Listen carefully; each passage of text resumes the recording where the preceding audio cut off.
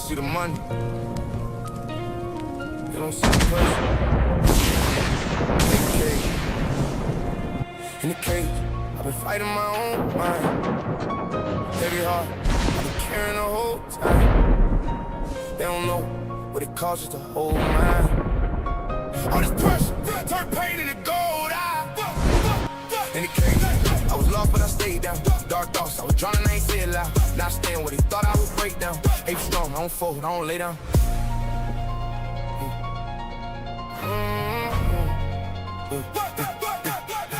I done seen love turn fake when the money came, same one switching sides. Never felt the pain, I was down on my own. Had to make a way, now they calling my phone. I don't feel the same, I've been quiet, I don't speak what I'm going through. Too much weight on my chest, I just hold it too. Tryna smile for the world, but it ain't the truth. I've been fighting inside, I ain't bulletproof. Late nights, I was staring at the ceiling, question everything, tryna find the meaning if I lose it all. Do they love me or leave me? I've been asking myself. This cage I don't trust the feeling on flex, belongs to me. Every scar on my body, what I lived through.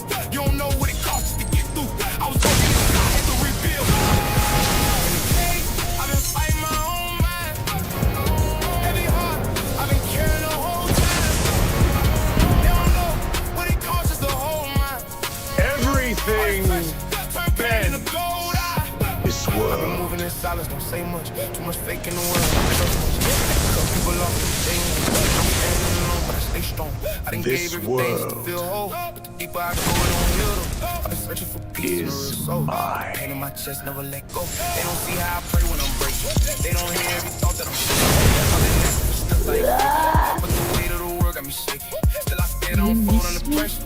Turn the pain into purpose and effort. They was counting me out, now I'm better. But the scars still remain in the flesh. In the cage, I was fighting my own mind.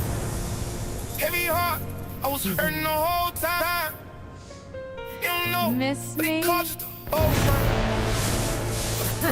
Turn pain into gold. Now I see everything from a distance. All that pain turned me into persistence. I was lost, had to build a resistance. You Now I don't move with a control different me. intention. I don't hate, I just keep my space. In my face, I had to learn how to walk away. Even when it hurt, I ain't stay. Yeah, I was down, but I never gave in. Every loss just a lesson I win. Now I stand with the weight on my chin, still breathing. I survived what I've been in. They cage, yeah, made me stronger. All that pain just pushed me. Not this time. Know what I carry under. Still I rise through storm and thunder. If I fall, who gon' catch me now? Who gon' hold me down? I've been lost, but I found myself in the cage. I've been saving myself in the cage. I've been fighting my own mind. I've been carrying the whole time. What it costs to hold mine. Pain in the that's why I stay down. Tryna lay straight out. Stay. Thought I would break down.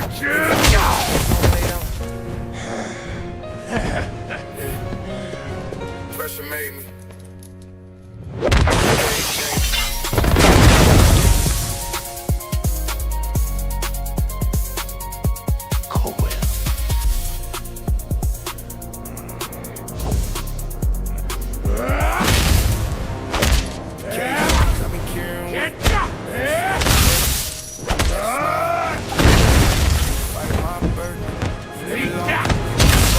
Every scar got a purpose.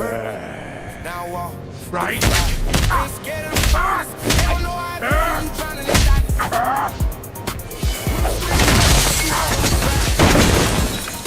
I was breaking this in the show, it's just quiet. Now I stay strong. I survived it. I'm rising. Yeah.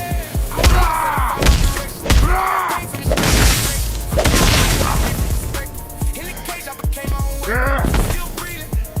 There's proof I ain't finished. Every scar, every loss. From the image of a man. There was this and did it. Never fold.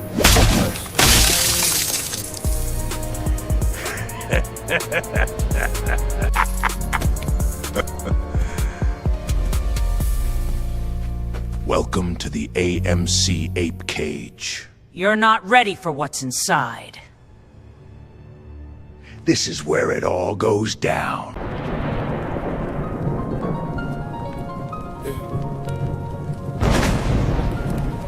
They see the money. You don't see the person. In the cage, I've been fighting my own mind. Heavy heart. Sorry about that. Got stuck for a second, but welcome. Hopefully you guys are all having a wonderful, April Fools. It's been a lot of April Fools going around today. A shit ton of them, actually, when you think about it. And I don't understand why a lot of this just happens to come out on April Fools. So you don't know if it's a real joke or if it isn't a joke or if it's, the serious kind. Like, there's a bunch of different examples, but Matt, how are you, my friend? I'm good. You know what the best April Fool's joke of the day was? What's that? It was when they told the short sellers, hey, you got to start your 30-day count over on that $1. Oh, yeah. That was actually a really good joke. That was actually really, really funny. I had people asking me, like, what do you think about this? Do you think they're going to, force it to below $1 for 30 days where it's going to force us to have to do a reverse split? I said your fortunes are going to change very, very shortly. Put us past our earnings call, and I'll bet you that's a part of the big reason why I'm going to speculate, but that might be part of why they extended the loan term agreement. I think it's for specific language that's within the contract is the reason why they extended the term, because that's what was put out specifically. Yeah. It was to make sure that all the terms are understood. I'm sure that's to do with it too, but isn't pricing mechanics and in terms a factor too? I mean, yeah, yes and no. I mean, the structure of the deal is already in place. That's done before the initial announcement. They're not changing the terms of the actual agreement as of now. There's just specific language that has to be agreed to by both managing bodies of Odeon, and the same thing with AMC. Okay. That's what I'm gathering from what was actually put out today. It has nothing against debt structures, has nothing against, Adam Aaron, nothing against anything else. Would I have liked it to be done on the 6th? Absolutely. Don't you find it ironic that they went from 4.6 to 4.20? Oh, yeah. I think it's perfect. Because the day of the announcement, guess what? I'm going to be ripping my bong. Perfect timing. Good old bong coming out of the war chest. It's perfect. But I mean, I don't know why people are so dumb that, oh my God, they're extending the term of when it's actually going to be announced because of, it's speculation but purposes only. But maybe it's because they're afraid of the debt. No, there's none of that. You don't make a deal. You don't put terms together if there's any question as to if this is going to go or not. No, because they could literally be liable for damages and losses on it. Same thing with the lending institution that decided to go with Deutsche. Well, that's what I'm talking about. That's who I'm talking about. If it was on their end and they were worried about, the value that they were posting, that should have been in the initial, not once you're already agreed and have a closing date. Yeah, you've agreed to principle and everything else. This is just final closing parameters and language that's specific to the actual terms of the agreement. That's all this is. Nothing more than that. So, am I worried? No. Am I going to listen to the franchisee? I mean, De Niro? No. So, that stays the same. So, and Hayden, always a good evening to you as well. I find interesting that all of a sudden today, after all this hoopla and garbage that's going on. And, we also have, the president's going to be going on. Do I want to listen to it? Not really, because I don't honestly know what's true and what's not. That's my feeling about him right now. Well, if anybody saw it, the White House did post that Mario Brothers is going to take us to the moon.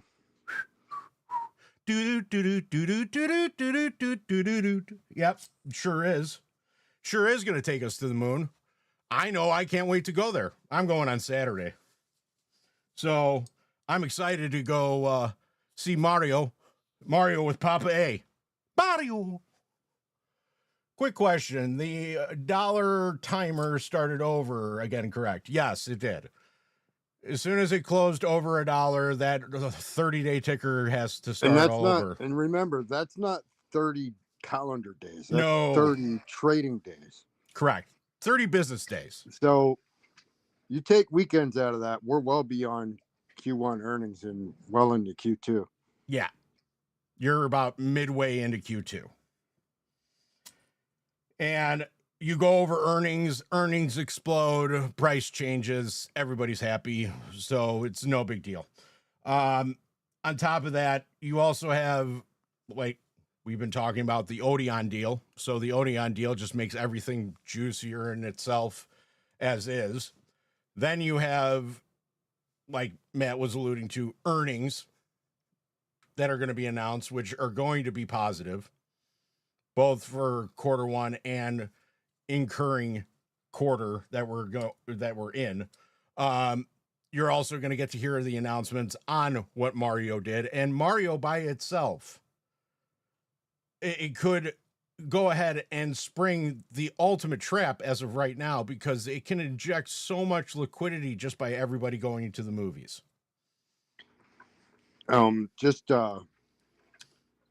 Share or at least share knowledge of the Soika Post at his theater. When he went, they already sold out of all their Mario buckets. That's awesome. That's awesome. They sold out of the Yoshi buckets, the stars. Yoshi. I love how he shits eggs and then he throws them as an attack on Super Smash Brothers. I think that's hysterical. Here, let me just shit an egg and let me just throw it at you. Hook. And it's a hook shot, which is even better. But that's his attack move on Super Smash Brothers, and I laugh every single time that he just shits out an egg and then tosses it at you. It's a stink bomb. Stink egg. There you go. Maybe that's what Chaotic should have named her geese. What? Pooper Scooper? Yoshi. That would be actually a great name. Absolute great name. So, yeah. In other words, here you go. Today's new SEC filing simply announces an extra 2 weeks added to the deadline to complete the process for language within the contract for the previously announced refinancing of the Odeon notes. So the commitment termination date extended from 4/6 to 4/20. There you go. No big deal. So there's that part of it. What's also interesting, man, this is actually two things that I feel that are kind of noteworthy to talk about. One, which also kind of, segues me into our new Dum Dum of the Week video, with actually a live performance of the Dum Dum of the Week award song. But one of the things that is just absolutely perplexing to me, and I've talked about this on multiple occasions, especially across the pond. Do you know that England, they told all of their people that we're on lockdown, that we're not going to have you driving around because they're short on energy and oil? So is Australia. Yeah, but but they actually imposed a physical lockdown. England did. Yeah, I didn't see the England side. I thought it was Australia that did the lockdown. Maybe both. Yeah, I know England definitely did, according to according to everything that I've seen, which I found absolutely perplexing. And Yeah. How, that's how do you see that working out if they tried that here? For one, Trump would never allow it because he no, was against him in the first place. that would absolutely be a go pound sand moment for sure.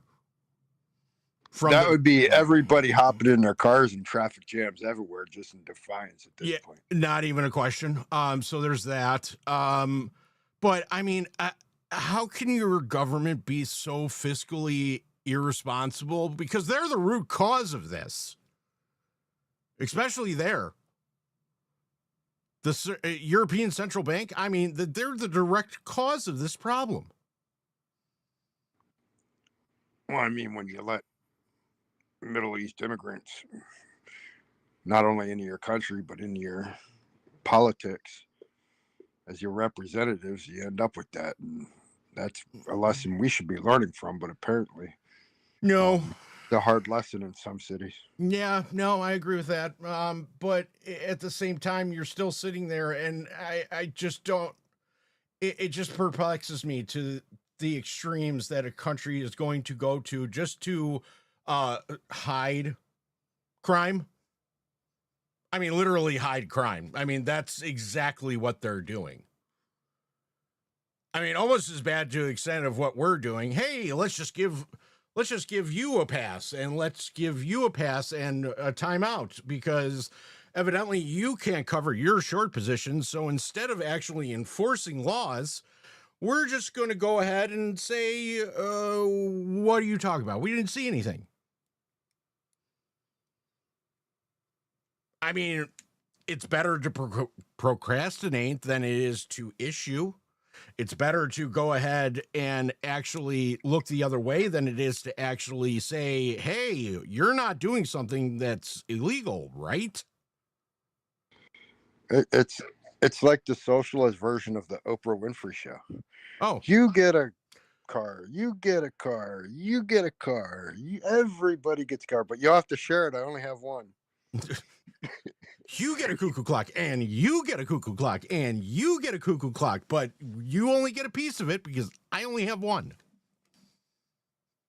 It's okay. We'll fractal tokenize it. Yeah, that's perfect. That's perfect. I'm waiting for either the post, the news clipping, a video, whatever the case may be. I'm waiting for that one specific thing that basically just says, "Oh, the U.S. has gone ahead and they have taken all these, tokens, and they have paid off all their debt." What? I'm going into a nuclear fallout shelter if that happens, ladies and gentlemen. I've decided right now. There's no way. I can't even do it. Like that's unfathomable to me. Well, isn't that what Russia's been warning the entire world about? Yeah. Because they know how it works because we did it to them. Oh yeah, we stole that money straight up. Biden actually, it was, Not only did they steal it, they weaponized the money they took from Russia against us. You see, they sure did. And they just planted that. Here you go. We're going to watch this wonderful trap. I mean, weapon. I mean, this pile of cash that just sit over here and wait for the next person that takes over for them to go ahead and open up the surprise. And which was that? Was that the JP Morgan? Yeah. Accounts? Yeah. Through the Eastern European Bank. Yeah. That just completely oh yeah, we opened this account so you could go ahead. We're going to park your money there. And then when we figure out our differences, then we'll give you the money back. Nope. That money was given right to Ukraine. But it's okay. Iran can have their money. Oh yeah. Oh, it's fine. No problem. And then my goodness. And then on top, I can't believe I flashed back to even remember that after all. That was a great one. That was a great flashback. Do you know what else is a great flashback? Now that we mention it, we have some new updates and some fun things that we can do now. Like this. Your name is Roger, yes? Roger. Ah, that's your name. Roger. Good. And what do you do, Roger? I'm a financial consultant. Consultant, eh? Roger, Yeah, yes. terrific. And Roger, how's business at the moment? Not bad, thank you. Been a bit quiet lately. How do you mean lately? Since the war, been a bit quiet. Fair enough. Okay, Roger, your special subject tonight is the economies of the European community. Your time starts now. Best of luck. Thank you. How much does Greece owe, Roger? $367 billion. Correct. And who do they owe it to? Mostly to the other European economies. Correct. How much does Ireland owe? $865 billion. Correct. And who do they owe it to? Other European economies, mostly. Correct. How much do Spain and Italy owe? $1 trillion each. Correct. Who to? Mainly France, Britain and Germany. Correct. And how are Germany, France and Britain going, Roger? Well, they're struggling a bit, aren't they? Correct. Why? Because they've lent all these vast amounts of money to other European economies that can't possibly pay them back. Correct. So what are they going to do? They're going to have to bail them out. Correct. Where are they getting the money to do that, Roger?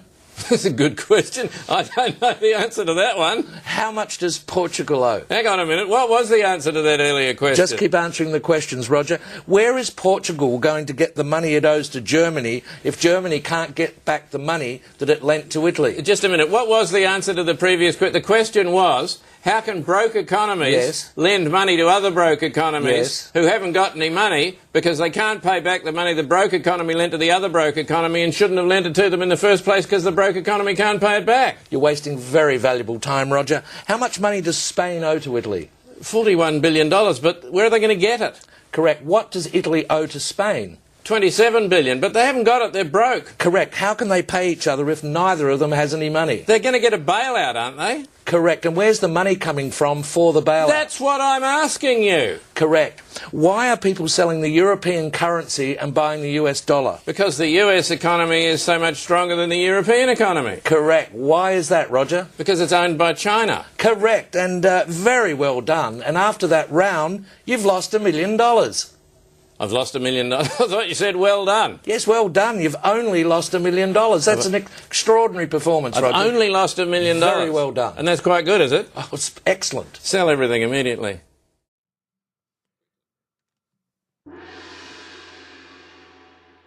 Yes. Yes. And it works. And it's fantastic. So it's really not China that owns the United States. I would say it's actually Japan when you think about it, because Japan has the most amount of treasuries purchased at the tune of $1.9 trillion worth. That just screams, hey, I own you because I own all your debt. Hence why every time they go ahead and intervene or sell anything into the open market, like our treasuries, for example, that's why you see all this stuff on Twitter where, oh my God, they intervened. Oh my God, they're doing this. Oh my God. That's what happens. Specifically when a country owns another country and wants to go ahead and make sure that their currency actually doesn't get debased, and it goes up. But it's only not a can kick, more of a postponement for the inevitable. And the other part of this, which anymore, it's all just evidence. Oh, I know. Well, I mean, it Everything screams they do evidence. is exactly showing you what they need to do because of what they're stuck in. I mean, it kind of, at this point, kind of screams evidence. And a lot of it. Because, and that's the crazy part about this, is that a lot of this, I mean, all of it can be so avoided. I mean, it's so, I mean, it's obvious when you actually take the zoom out approach and then look at your enemy and actually see, hey, who's the nefarious fucker that can actually go ahead and do this stuff? And when you look at it, from that angle, you're basically, your eyes are kind of squared at a couple of individual, banks, like, JP Morgan, one, UBS, Wells, and before it would have been like Credit Suisse and some other ones. But as I was showing this to Matt earlier today, and Matt, I really wanted to display this because it's honestly, it's gold. Let's just say it how it is, Matt. Wouldn't you agree? Just straight gold. It's better than gold. I'm just trying to figure out the perfect way to do this. So it's fair. It's fair value gold, not market value. Fair value gold. I would say that you know what, that actually is said correctly, and I think I could do it this way. So if you don't mind, I'm going to do this real fast. And now that I kind of have figured out how to work certain things, we're going to do it. We're going to go ahead and I'm just going to show this because I think I have to. Where is it? I love it when my screen just totally changes from what I was looking at to, it just like flip-flops in a matter of seconds. But let's go ahead and yeah, we could do it that way. Actually, I'm going to do it this way. Oh no, I better, even better. Hold on. Just a quick question. Go ahead. Something I've been thinking about, and I've been watching all this like war crap, all this oil infrastructure, right? Mm-hmm. It's burning and buildings destroyed, and what does that actually do to real estate, commercial oil property value, and from a collateralized aspect of assets on books when it's burning and rubble? I mean, there's a lot that it can do. Because I mean, I'd have to think that's a lot of asset just zeroed out. Yeah. I mean, a shit ton. When you think about it. I mean, and that's just liquidity that's poof, gone. I mean, On gone. with every missile or drone or rocket. Yeah, I mean everything. Son of bitch shit. Let's try and fix that problem again. Where are you? I mean, wouldn't that technically be like automaker crash Detroit style revenue depletion? Yes. Yeah, pretty much.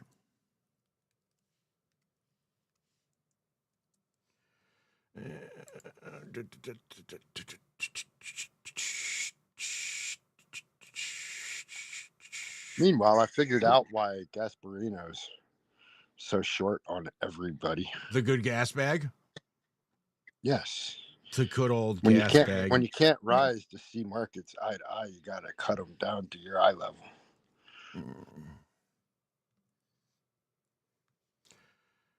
I love all this crap that I have to do just to see something on the screen. So dumb. There we go.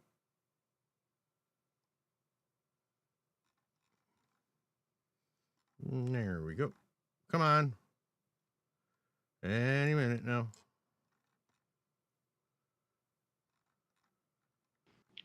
Are you rehypothecating Windows again? I'm not trying to.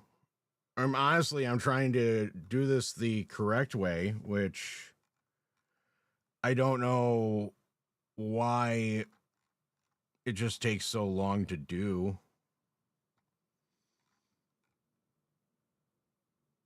Because I'm trying to bring up your name and I can't for some reason, it ain't showing me your name.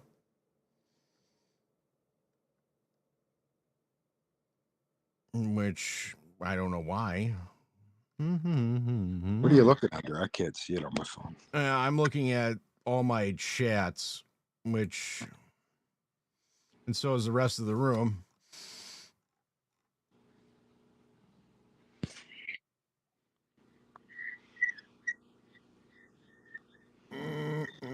Are you talking about in live chat? And chats on X. It doesn't even. It's not even showing me like where I am, which I don't understand. Like it won't bring up like my chats with you for some odd reason. There you go. Finally, X has been weird today. X is being really, really fickle, and I don't like it. I think they did some updates because people are saying now that you can't repost video links. Mm-hmm. So it doesn't give you the link. You can only repost the video post. Like you're like, unless it's your own content. I don't know why it's doing that. It won't let me bring up you specifically, which I don't understand the why of doing that. And this is really all I want to show is just this one individual screen. Copy, and I'm going to try it one more time. And then if that doesn't work, then so sorry. Do you want me to send it to you from I don't think it's going to make a difference, honestly. Well, if it might refresh me to the top of your search list. Could. That's always a distinct possibility. Could, but you're third. Like I should be able to. It's just the program that I'm using it won't let me get past the very, very top, which I don't understand. Yeah, I'm kind of shit out of luck on that one there, but actually I'm not. There's one other way I can do this. And I'm going to do it that way just because I'm such a great guy.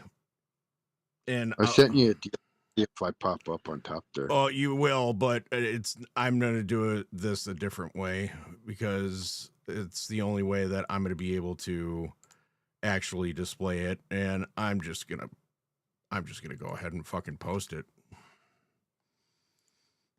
Do I care what heat I'm going to get? No.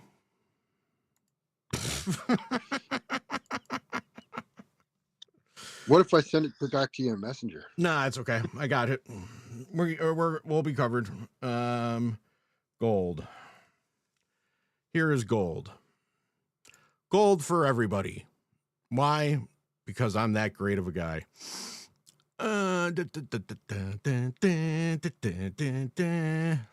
Here we go.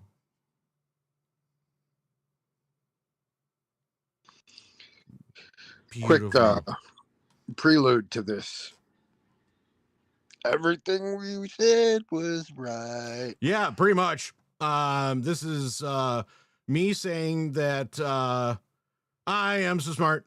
I am so smart. I am so smart. Saying, go fuck yourself. SMRT. I mean SMART. Come on, fucker. You better work. Oh, you did. Oh, you did. Ha ha ha. Yes. Woohoo. Look at that. So for all of you that don't understand this, I'm going to go ahead and I'm going to explain a little bit about it. But this is the Market Financial Solutions. This is a geographic connection and investigation map. This is to basically who was going to go ahead and pledge double collateral to other institutions. So instead of it being post one form of collateral to one different equity, they're proposing two, which you can't do. illicitly through central banking. Oh, yeah. So I'm just going to go ahead and just point that out to everybody right here. But the most important part of all of this. What, that they locked down all the money? Yeah, but besides that part, I mean, that's kind of big. But, you know, just if everybody's looking at the wonderful right corner right here, I wish I could magnify this, but I don't know how. But on the colors are there. Yeah, I know. But the U.S. double pledging pattern. Look at who's on there, but our good friends over at UBS. Who else is on there? Oh, I don't know. Here's a good one. How about JP Morgan? Santander? Wells Fargo? You know my favorite part about that with the Wells Fargo? Go ahead. Undisclosed. Yeah. Yeah, we can't even tell you how much. Yeah. Honestly, we don't know an actual figure, but the great thing about all of this, and Matt, except they tell you they can't tell you how much, but they tell you the total. Yeah. So you just subtract everybody else's, and then you know what they're in for. Oh yeah, absolutely. My favorite part about all this is the actual correlation to timelines, because the timeline, as Matt has always alluded to, is really obvious and really you're just like, there it is. I am so cray. So I am so Z. So now what I want you to do, Matt, real quick for everybody that's actually watching, because now you've just literally have found a great piece of gold, not just for us, but for the entire meme basket. But what we found here, or what I found here, I actually got this through a Zoom call meeting earlier today. But what Matt alluded to, and what he was able to actually kind of concentrate of this chart, was the actual timeline of Ape and AMC, and also some of those swaps. The 1 year, 2 year term. Oh yeah. So go ahead, man. The carry trade fallout. That's 1 year to 35 days from now. Yeah, pretty much. But go ahead and just kind of elaborate just a little bit about it, just because I remember the time frame. I remember kind of the specifics about it, but it was the end of August. Then you had September would have been the clearance period for the CUSIP combination rollover of the Ape equity, right? That was 2023. Mm-hmm. The significance 24 would have been the end of that 1 year term, 25 to 2 year term, right? Like the market generally on swaps are right. Derivative swaps. Right. So now we got any rollovers or the ones or the twos into the ones or the ones into the ones into the ones. And then the 3 years all culminate into this May. Now they ain't gonna wait till expiration term to roll this shit out. They'd like to do that about 30 days before. Yeah. There's no announcement. Right. So that would put you to this month. Correct. So I'm not expecting another kitty effect to happen again. No. There's no such thing as a kitty effect. Let's just be fucking honest about that one. But I will go ahead and I'll expect with certain parameters that are happening right in front of our eyes, carry trade, something that will scare you the shit out of you guys, which we're about to talk about too, because this kind of correlates with this, is your private credit market. And it's that, if you aren't pissed about that, I really don't know what you would, what's going to piss you off just in general. There's one timeline I forgot. Go ahead. The clearance in September on that for the exemption status would have led to the October FTDs in that first half of October that never got published. What's the SAC doing right now with day-to-day? reporting. Hiding. We can't seem to get anything past January, mid-January. Hiding. Yeah, hiding again. Hiding, more hiding. Let me hide some more. Let's not answer a question. Let's just go ahead and say that we're sleeping lapdog, because that's exactly what we are, and that's what we do best. But what was allowed today was private credit managers and funds now have the ability to go and basically use your 401ks margin collateral. And if you guys look at your 401ks and you basically see within your 401k a certain percentage that's tied into a private credit fund, you now know why. And mind you, when they lock retail out of their private fund money, it's not just individual accounts getting locked out of withdrawals. It's also the 401ks and the pensions and what's the other? Pensions, 401ks, IRAs. But now you're at the tune of $14 trillion. $14 trillion that they have access to. Guys, this is delaying the inevitable. That is the U.S.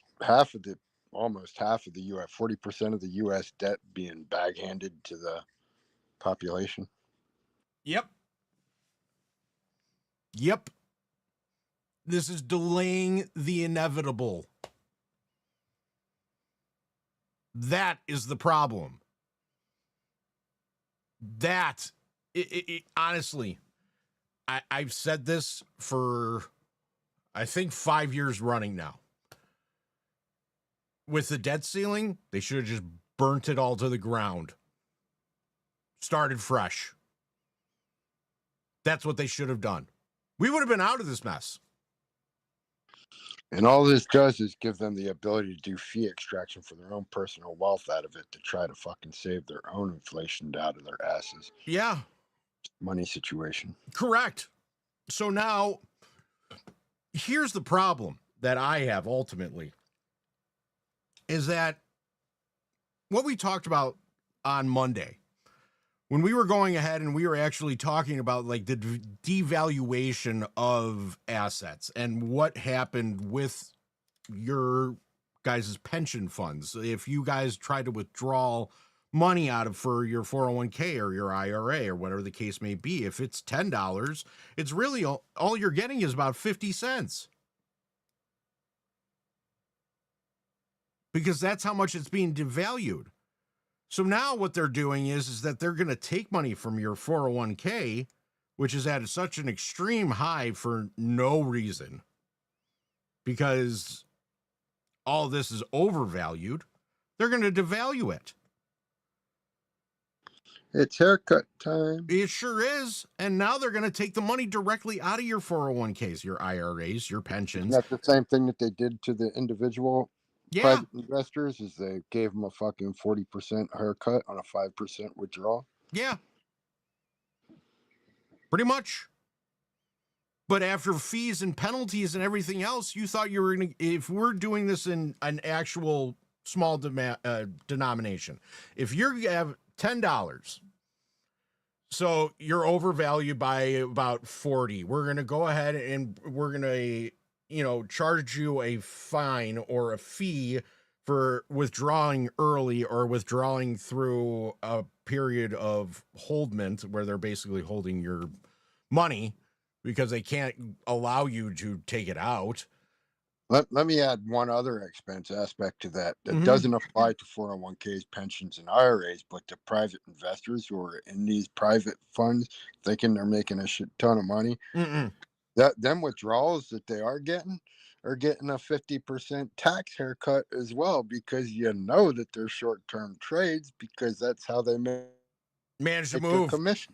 And now, and I didn't even think about that, but now you have capital gains tax on top of that too. So now instead of you getting, you know, what you in essence are thinking, probably like $3, you're really only getting about $1, maybe even 50 to 75 cents. You're getting probably your actual profit is probably about 15 cents on the dollar. Yeah. Till it's all broke down. So now, but go ahead and trust these private monetary funds, please, with private money that's not even retirement, IRA, or pension protected. yeah, correct. But this actually proves all of it, because this is the web. And all connections are within court filings, regulatory actions, Bloomberg terminals, Reuters, Al Jazeera, FT, and The Guardian. Go ahead and say I'm fucking crazy. Guess what? I'm not. Because it's all here. There's only one crazy. That's you. There's only one crazy angry Matt, and that's you. So there's nobody else that has that role here. But this is your proof. This is your proof for the swaps. This is your proof for the derivatives. This is the proof for how the collateral is just literally leached out of the system to go ahead and basically help the oligarchs. We need to add a new sound to your soundboard. What's that? I do like my gong. Phoebe from Friends. Oh. And her evil laugh. I do like a good maniacal laugh. I mean, a maniacal laugh is always the best. I'm not going to lie. It just screams everything I want to say. But I mean, I did say that was absolutely well worth it and gold, because that's exactly what it was. It was gold. Because that literally proves everything that we've been talking about. We've been so right. Yeah. We've been so right. We have been. That hasn't R-I-T-E changed. right. I mean, R-I-G-H-T right. Yeah. Time to put it up on the scoreboard here soon. Because that's what we're, in essence, going to have to do. It's just, it's mind-boggling to me that, honestly, this is what we have to deal with. Like, this is honestly the crime that you guys get to deal with on a day in, day out basis. You know what the irony of it is? Oh, but rehypothecation and naked shorting can happen in markets. Wait, I thought it doesn't happen. Justifiable reason, and it's legal. Oh, unless we deem it not to be. Then wait, did I learn something? Wait, talking all your money, we're taking it from you. Wait, hold on. For our own. Hold on, I'm gonna get stolen from today. Yay! Wait, hold on. That deserves an applause. Hey, while I'm applauding myself for being dumb, speaking of dumb, here's a new video, because it's time for that Dumb of the Week award. Your name is Roger, yes? Roger. That's your name. Roger. Screwed up my Good. video. And what do you do, Roger? I'm a financial consultant. Yeah. Now they screwed up my shit. Damn it. Oh, well. Well, we're going to fix that real fast here in a second. Hold on. Are you going to go over any of the other... Your name is Roger, yes? We're going Roger. to in a minute. That's your name. Roger. Good. And what do you do, Hold Roger? on. I'm a financial consultant. Consultant, eh? Roger, yeah, yes. Terrific. And Roger, how's business at the moment? Not bad, thank you. Been a bit quiet lately. How do you mean lately? Since the war, been a bit quiet. Fair enough. Okay, Roger, your special subject tonight is the economies of the European community. Your time starts now. Best of luck. Thank you. How much does Greece owe, Roger? $367 billion. Correct. And who do they owe it to? Mostly to the other European economies. Correct. How much does Ireland owe? $865 billion. Correct. And who do they owe it to? Other European economies, mostly. Correct. How much do Spain and Italy owe? $1 trillion each. Correct. Still have Who it to? open, would it still be Mainly there? France, Britain and Germany. No, I haven't Correct. closed. And how are Germany?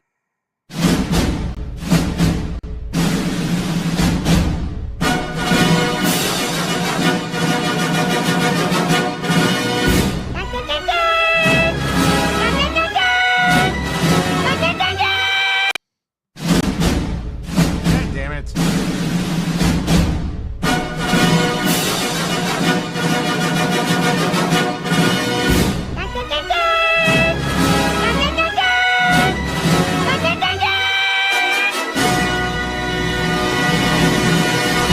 All right, first academic alert. Wiggum, Ralph. I'm ready. For what? He brought his own title for this. That's not a good sign. You understand why you're here. Yeah, I earned it. He really believes that.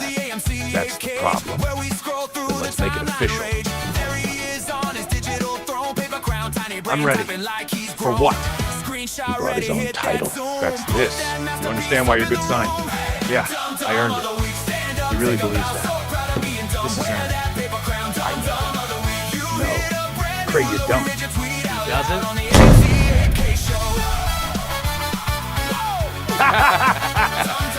This is not random. This is earned.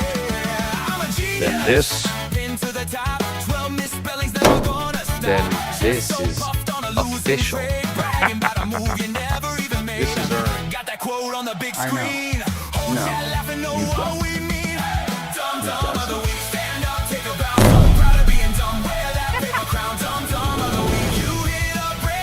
I'm ready. For what? He brought his own title. That's not a good sign. You understand why you're here. Yeah, he really believes that. I earned it. That's the problem. Then let's make it official.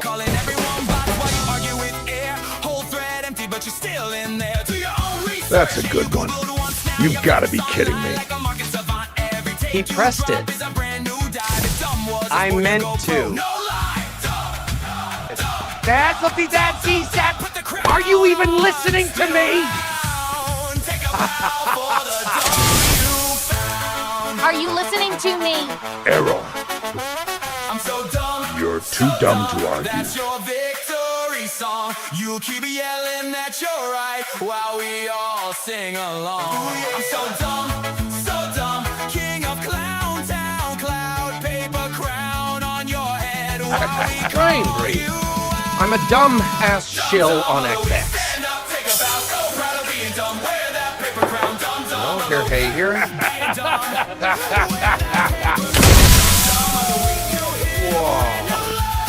We read your tweet out loud on the AMC show. Dum-dum of the week. Wear that paper crown. That's not a joke? He chose that on purpose. Yeah, it's honest. Walked me through the decision. It was the best version of that. He printed it. I wanted people to know where I signed. And this, he believes it. That's the strongest part. I do. I earned this. No, you didn't. He thinks he did. This is why you're here. You hit a brand new low.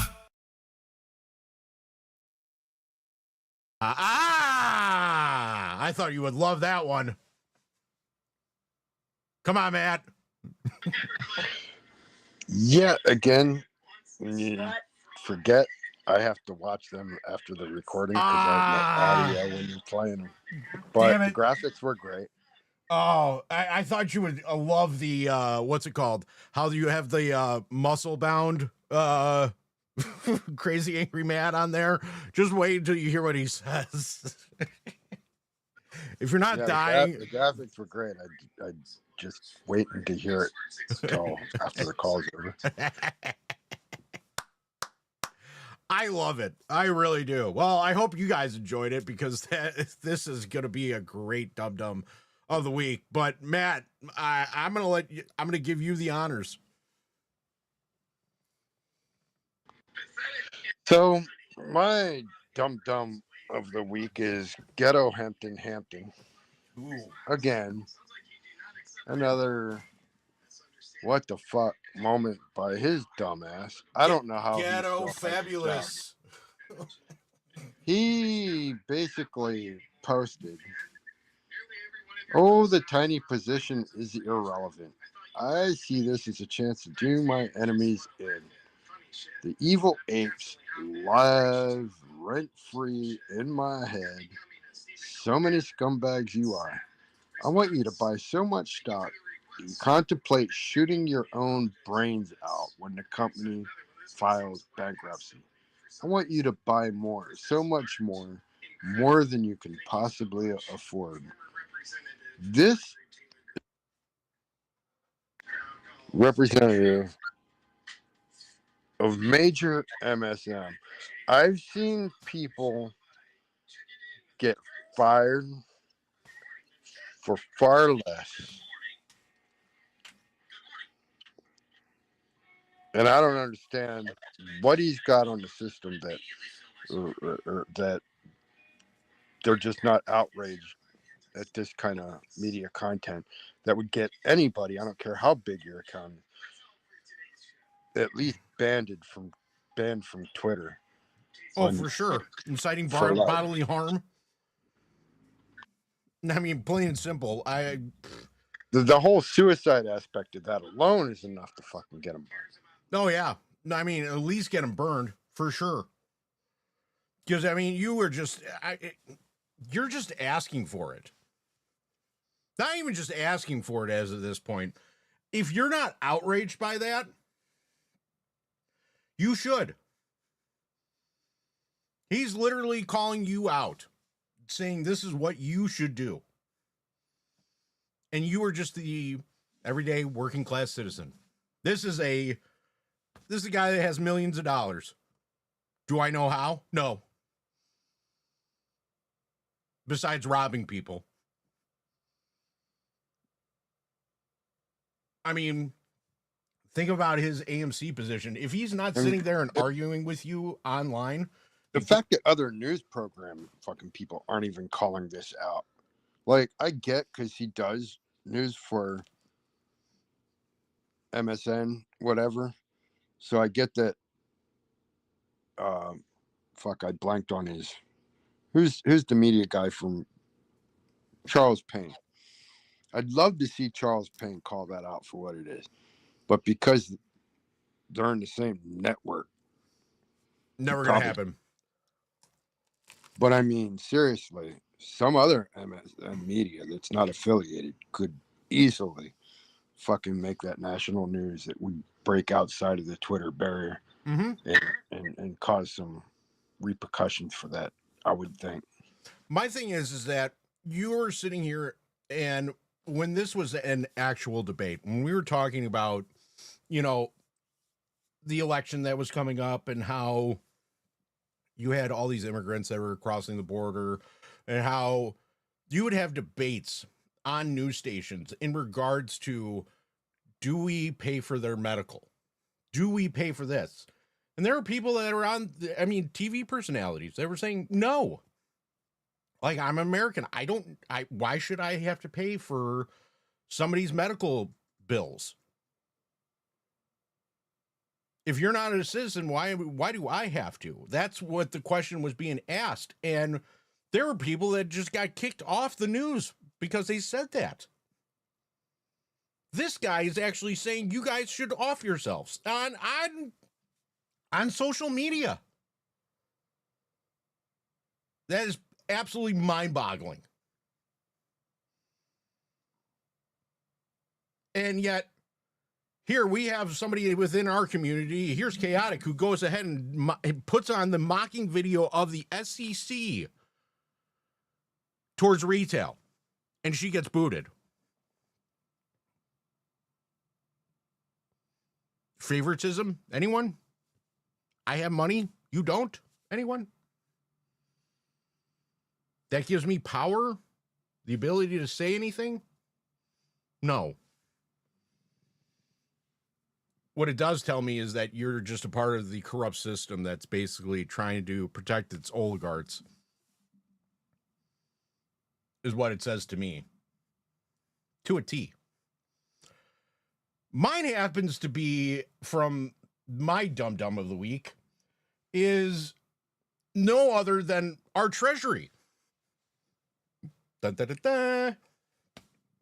And for them to go ahead and actually, besides everything else that got posted, private credit, that now it has access to your 401ks and pensions and IRAs and all that good stuff. But now they have this wonderful thing that the Treasury says that, oh, breaking news, U.S. Treasury just did the largest Treasury buyback in history. Treasury bought back $15 billion of its own debt to improve liquidity. Guys, how much fake liquidity do we have that's overvaluing and making bubbles everywhere across the market? Last time I checked, it's everywhere. You have shit that's overvalued beyond belief. You have problems across every single market, not just, the stocks, but you have bond markets that are absolutely screaming problems. You have everything that is just blowing up in front of you. You have the negative carry trade that's about to go off. You have private credit all of a sudden gets saved by their new 15 or 14 trillion dollars that gets injected into the private credit market, which honestly doesn't even dent what's actually in there. When we talked about that being a black hole of debt, it is a black hole of multipliers of debt, which I don't think they can even survive from. Me being personally honest about that entire situation. But Hayden, great observation. That is a 0.0001% of the total debt. You, sir.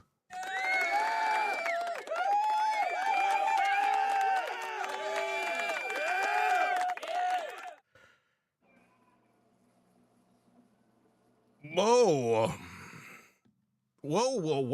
Sorry about that. That shouldn't have came out the way it did. That's a surprise for later today because I've been waiting all day for that. Of course, Matt was really good at giving me homework assignments like midday. Don't ask why, but he's the best at it. And so I never intend for it to be as difficult as it seems to. Well, I mean, it's just caught at like the complete wrong time. Like that's the biggest issue, is that it's just the complete, like, it's not even like the random part of it. It's just the, like, why. And it was a great idea. Absolutely, it was a great idea. It definitely needs to be talked about, and it needs to be said. It needs legs. Did you like the morning coffee meme picture I sent you this morning? Yes, it definitely was, because I was up, uber late. I wake up 5 minutes after I wake up and drinking my coffee. He said, "Well, I'm going to take a nap." Yeah, I'm going to bed. Yep, I'm going to bed. Yep. Then he's telling me about all the shit he ran into trying to do this. So. I mean, this is just like, I don't understand why it took me so long to do, and it normally never does. Not to this extent. But all of a sudden, just today, it's like, why? Why?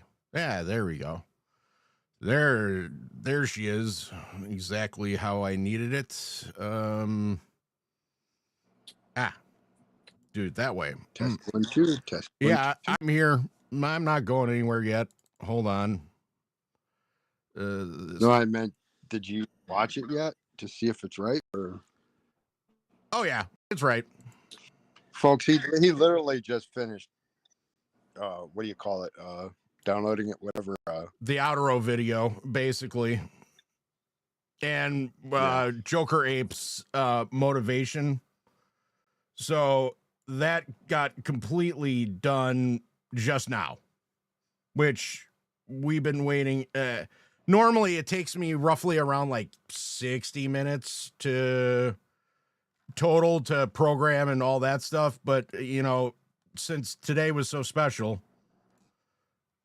kind of got backlogged a little bit. So this way I make sure that everything is done the way it should. And we fix that real quick. And there we go. Perfect. All right. So now I can get back to this. All right. So with yep, with that. So with the Fed or the Treasury purchasing $15 billion, that does nothing. Guys, we're at $40 trillion in debt. 40. We don't have the luxury. We don't have money to just be going ahead and buying this shit and paying for our own treasuries. Listen, you have Japan has $1.9 trillion of our treasuries right now as we speak. And if the minute they dump that, guess what that does? It hits everything. Every single market gets affected from it. Every single one. That in turn will go ahead and lead to a problem when it comes to your bonds. It'll give you another problem when it comes to more treasuries, because that in essence has to make us print more treasuries to go ahead and flood the market, to go ahead and try to prop up our dollar, which... Hey, if I did that in my head right, mm-hmm. 14 billion of 40 trillion in debt is like barely 3%. Barely. So that barely covers the interest on the current. It doesn't even cover the interest on not the even close. 3.5. No, the interest is $1 trillion per month. It does nothing. That's why Trillion a year. Right? Yeah, no. Trillion divided by 12. Our interest is it's $1 trillion. Just in interest. That's the crazy part. And has spending stopped? No. It comes to about 120 billion a month of money just gone, not going to anything, not infrastructure, nothing, just gone in interest cost. Yeah. Bye-bye. On top of that, I mean, and but hey, they threw out a whole 14 billion. Yeah. Whoop-de-doo. What did that do? That's why, even on Monday, that's why I was saying, if the Fed is going to drop money into the market to go ahead and prop the market up, they ain't dropping no 6, 8, 14, 20. You're looking at like 50, $100 billion. Maybe that was the shortfall after the 2.3 or 200. What was it? 230 billion. Yeah, that they locked up in the bank accounts. Yeah, $234 billion. Yeah, so maybe they were still short 14 billion. Yeah, probably were. They were probably penny pinching all that money that they just magically disappeared over in the Pentagon. Oops. We don't know what happened to this. It just happened. Poof. Gone. Deleted. Whatever the case may be, it doesn't matter. This is ridiculous. And I was talking about the 230 billion or whatever in the bank account lockups from the rehypothecated private credit. I remember. Poof. Gone. Same thing with the Pentagon. Poof. Money just disappeared. Why? We don't know. Here's this money. Poof.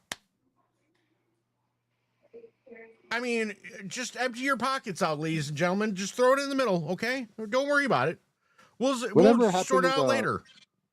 Whatever happened to the basement upgrades? Was that the SEC? Oh, you mean the Fed? Yeah. With the Bat Cave? Whatever happened to all that money that wasn't supposed to be spent?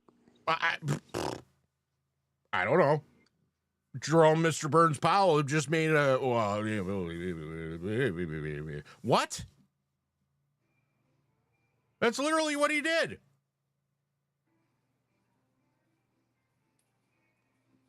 I mean, and I'm not like... But they don't have the resources. No.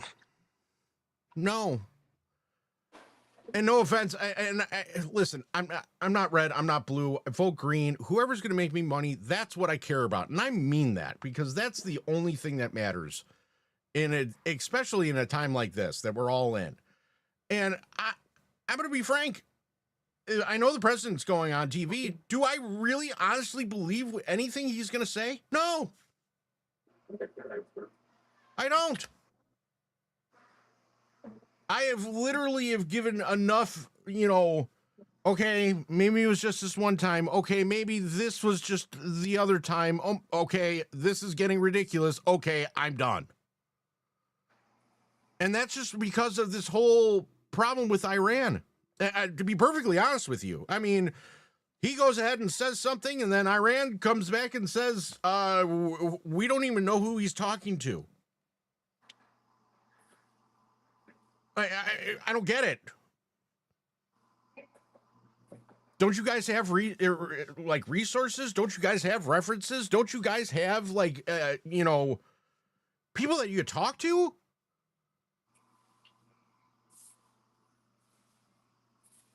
I mean, I know I'm low end of the totem pole, but I mean, that doesn't matter. If you're trying to prove something, especially to the nation as of this point, if you're looking at this from not in the box, where? Show me the where. Show me the how. Show me a picture. Show me proof. Show me something. Because over this last 6 years, you've gotten dick. And a big bag of them. And somebody tell me I'm wrong. Because I would love to see your reasoning behind how I'm wrong.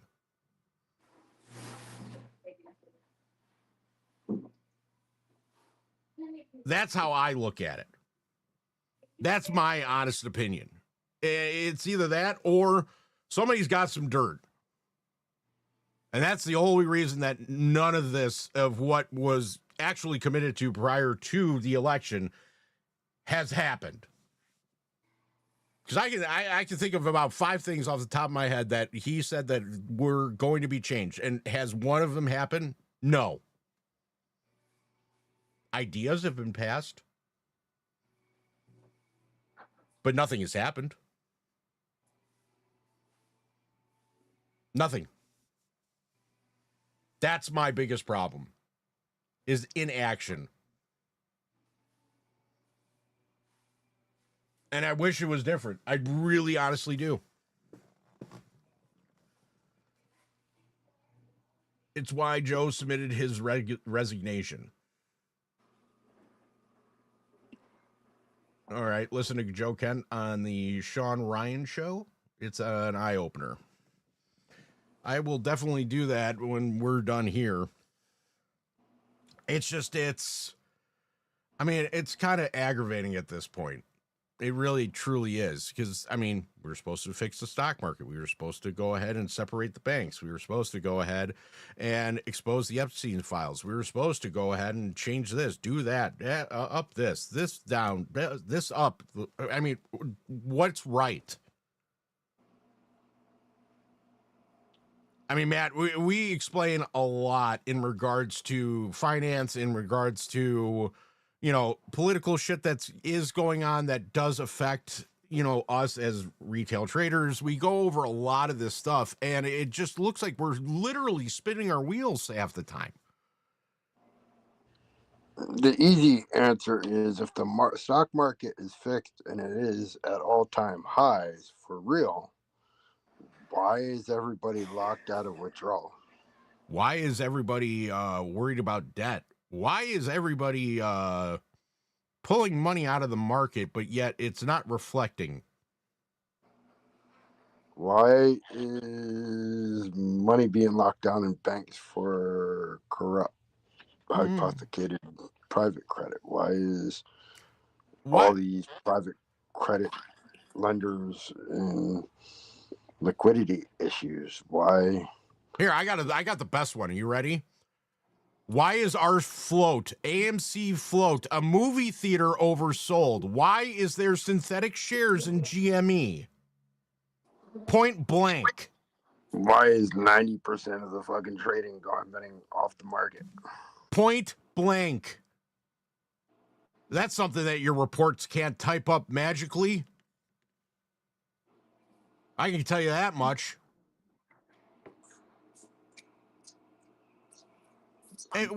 Which is, honestly, this is a perfect segue. It's a perfect segue into why. And I'm going to try and explain it all to you. So, without further ado, which is still perplexing to me in a lot of ways. Here, come on.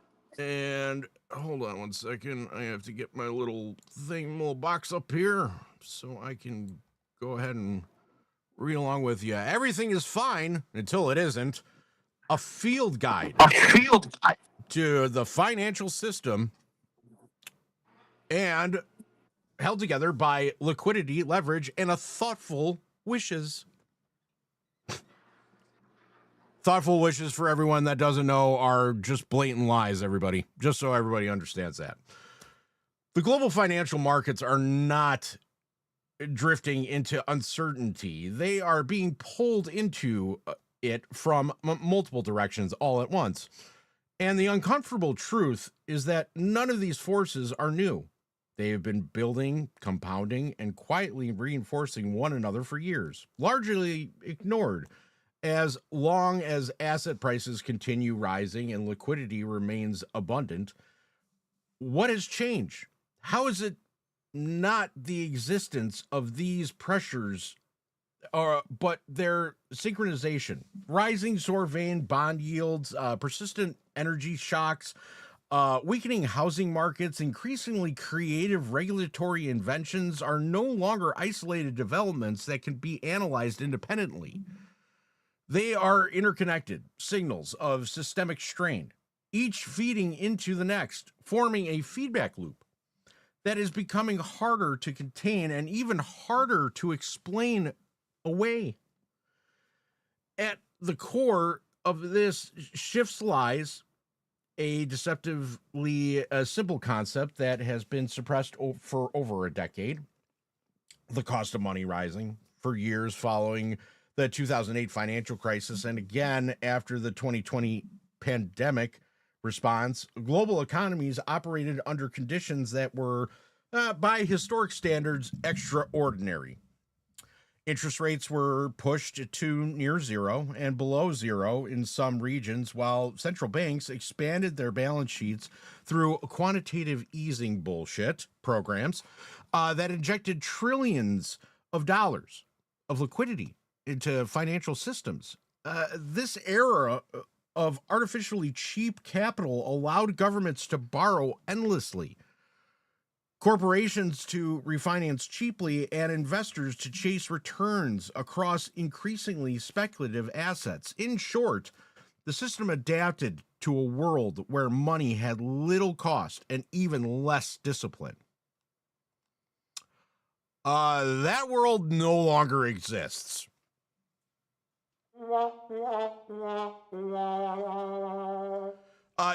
Today's sovereign yields are rising across major economies, not as isolated policy decisions, but as a market-driven repricing of risk and inflation expectations.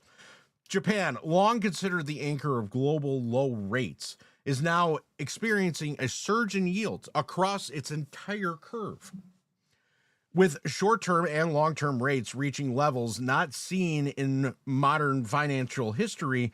This matters because Japan has served as the primary source of cheap funding for global markets through the yen carry trade. When Japanese yields rise, the trade begins to unwind, and with it, a significant portion of global liquidity begins to contract. This is not theoretical. It's directly affected, and the availability of capital for hedge funds, banks, and institutional investors worldwide. At the same time, energy markets are exerting pressure through a different channel. Near Japan's total dependence on imported energy means that the rising oil and gas prices function as a direct external drain on its economy, forcing increased demand for foreign currencies and weakening its domestic financial position.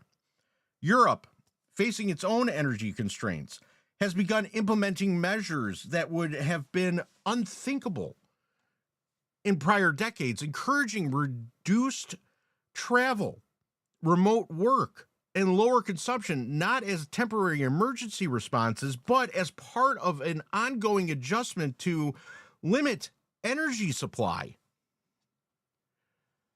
I mean, that is just absolutely mind-boggling. Do you honestly think that for any of this that we're talking about, hold on, you're not allowed to go to work. You get to stay home.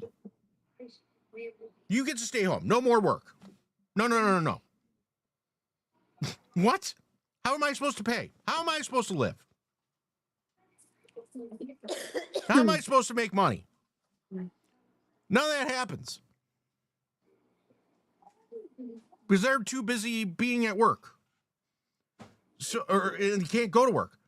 These are not just minor policy shifts. These are indicators of economies adapting to structural shortages rather than cyclical fluctuations. And at the same time, energy markets are exerting pressure through a different channel, and it keeps on happening. Simultaneously, the global housing market, often treated as the reliable store of value and economic stability, is showing signs of synchronized weakness. What a shock. Of course, it's also the redheaded stepchild in the corner that's not allowed to talk, not allowed to say anything. We don't want to talk about that right now because that's a bigger problem in itself. From rising mortgage delinquencies in the United States to developers collapsing in China to declining housing activity across Europe and Canada, the pattern is consistent. Higher interest rates are colliding with elevated debt levels, reducing affordability and exposing vulnerabilities that were previously masked by cheap financing.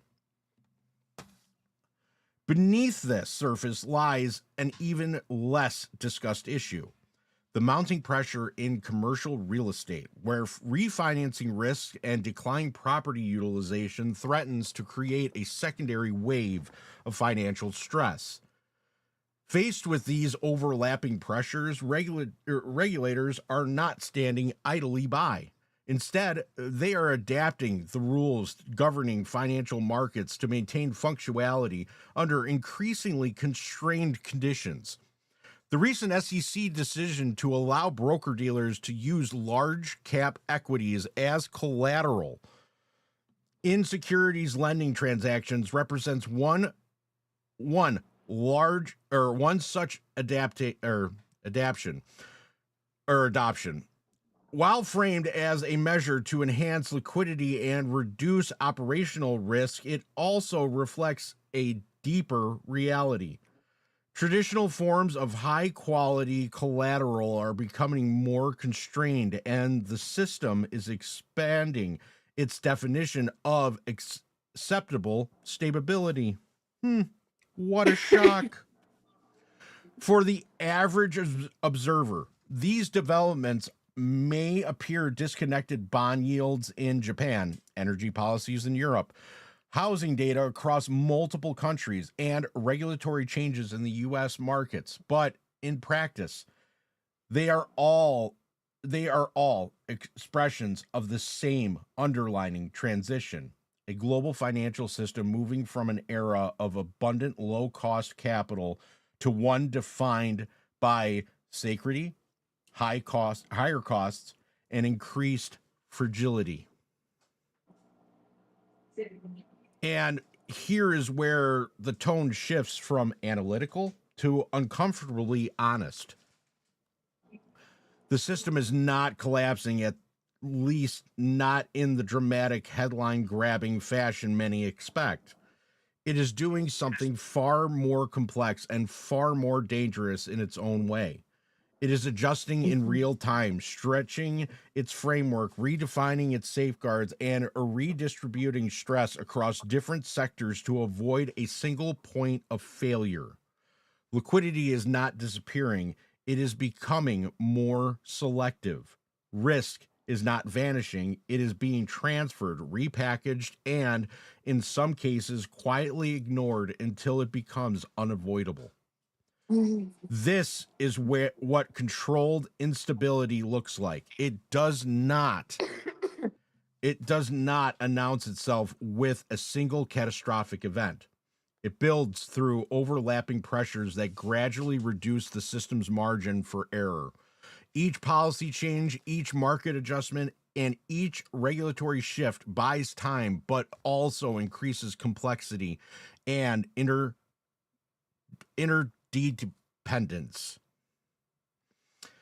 Which brings us to the first critical pressure point in this evolving system: Japan. Not because it's the largest economy or the most volatile, but because it sits at the intersection of energy dependency, currency stability, and global liquidity flows. And as those pressures intensify, Japan is no longer the participant in the global financial system. It's becoming one of its most important fault lines. And that's the truth. And so what you have here, Matt, you got a hot mic, man. But energy independence, a luxury Japan doesn't have. But the bill still comes due. So, yeah, Matt, something's That's going not on me. there. That's chaotic. Oh, chaotic, you're there? I heard him, her, and little man. Oh, I have no idea. My mic's been open this entire time. I had no idea. We didn't hear you at all. That's so funny. Yeah, not at all. But how are you, girl? I did. We did. And I was Everybody hearing me say doing. something, but I figured you heard it. And No. I had that channel. I had that channel locked because I didn't hear anything. I kept on hearing like background noise. You didn't say anything that bad. No, y'all heard me doing dishes, trying to convince Roland to go tonight to the Super Mario Galaxy movie opening night. He don't want to go. We've got tickets for this weekend, but I was trying to see, because we got done with everything a little bit early, to see if you wanted to sneak over and catch it tonight. Did you He see said the no. White House account tweeted trailer for that movie? I know. I see that just reinforces that, like, man, we don't. I have always understood the GameStop and AMC like friendly fire to be kind of not. I don't want to use the word as a psyop because I feel like we're using it too much now. All of a sudden, now that all the conspiracy theories were right, everyone wants to be a cool kid and call everything a psyop. But no, I mean, I think we were always stronger together. Things were always better. Things were better in the beginning. You know what I mean? We all had a lot of fun and we worked together and we were kind of all like one big group. And we got to get back to that because that's what made us so great is the fact that we were all, each individuals, kind of coming together to, because if we hadn't done what we did, GameStop and AMC would have gone bankrupt forever ago, you guys. Like, we saved two companies. And we're continuing to do that thing. Like, the fact that we're able to go enjoy movies like Project Hail Mary, like Super Mario Galaxy, like, that's because of the work we all did, like, just as retail investors. And I think that there's something to be said for that Not only regardless. the 2021, but the ability to work through this over the last 3-4 years into this rebuild, go on offense structure is all the ability of the company to tap into that investor base and us to stick by it, because we could have turned coat and ran or whatever, but we didn't. And if we had, we'd have been bankrupt anyway. I mean, we're not just investing in a company. We are shepherding. We are stewards of an over 100-year-old American uh, cultural icon. You know what I mean? We're protecting things about our cultural history that people don't really think about. We go and we sit and we laugh and we enjoy the shit they put on the screen in front of us now. It's made on a computer, but like this is a craft. And no Like, matter what they try to tell you, we are affecting market structures, even though not to the extent that we want to. But the fact they don't change something unless we broke it. I'll go over the why later. They don't change something that's working the way it was designed to work. And if they have to fucking change shit to pacify us, even with the loopholes and everything else, like they're making actions because we're forcing them to. I'll go over later We're why. creating reconciliation within the market structure, and it's just time. It's just time. These things take time. We're not monkeys sitting in front of a TV screen that are clapping. We're not. I don't get turned like a lever, and all of a sudden I start going. And I added Ghetto Hamptons post. It wasn't just that one that I read. There was a string of like 4 of them, and I posted them in the replies to this space on Twitter. And this dude needs to be fucking gone. Like, I at Elon that. There's no fucking reason for that bullshit. No. I mean, why do we want to take that was one of the I'll have to go find He it from the told very, very retail he beginning. hopes that we get so far in the whole buying stock, just keep buying stock till we blow our heads off, as no other option. He's just a nasty person. That's why he's usually my dum dum of the week. I had a different one this week, and but it's all well deserved. The dum dum of the week that I usually choose is somebody that goes out of their way to be nasty for no reason. They claim they don't have a short position. They claim they don't have shares. So then why the fuck are you spending so much time and energy like berating and harassing a group of shareholders that you have no financial incentive or involvement in? It's either somebody's lying or you guys need to be institutionalized Probably because because he can't withdraw his fucking gains because his private account, private investment account, probably locked up on him, and he's like, they're gonna fucking strip all my fucking value because of you bastards. you know what? I couldn't have happened to a better person. You know what I mean? For me personally, I continue to invest in AMC because I believe in preserving an over 100-year-old American media institution. Um, we've managed to not go under during a pivotal period of time where we saw bankruptcies across the board in all industries. We're still not anywhere close to looking, you know what I mean? Bankruptcy is so far in the rear view mirror, you guys, that like it's not the fact that anybody's even still talking about it to me is just so asinine.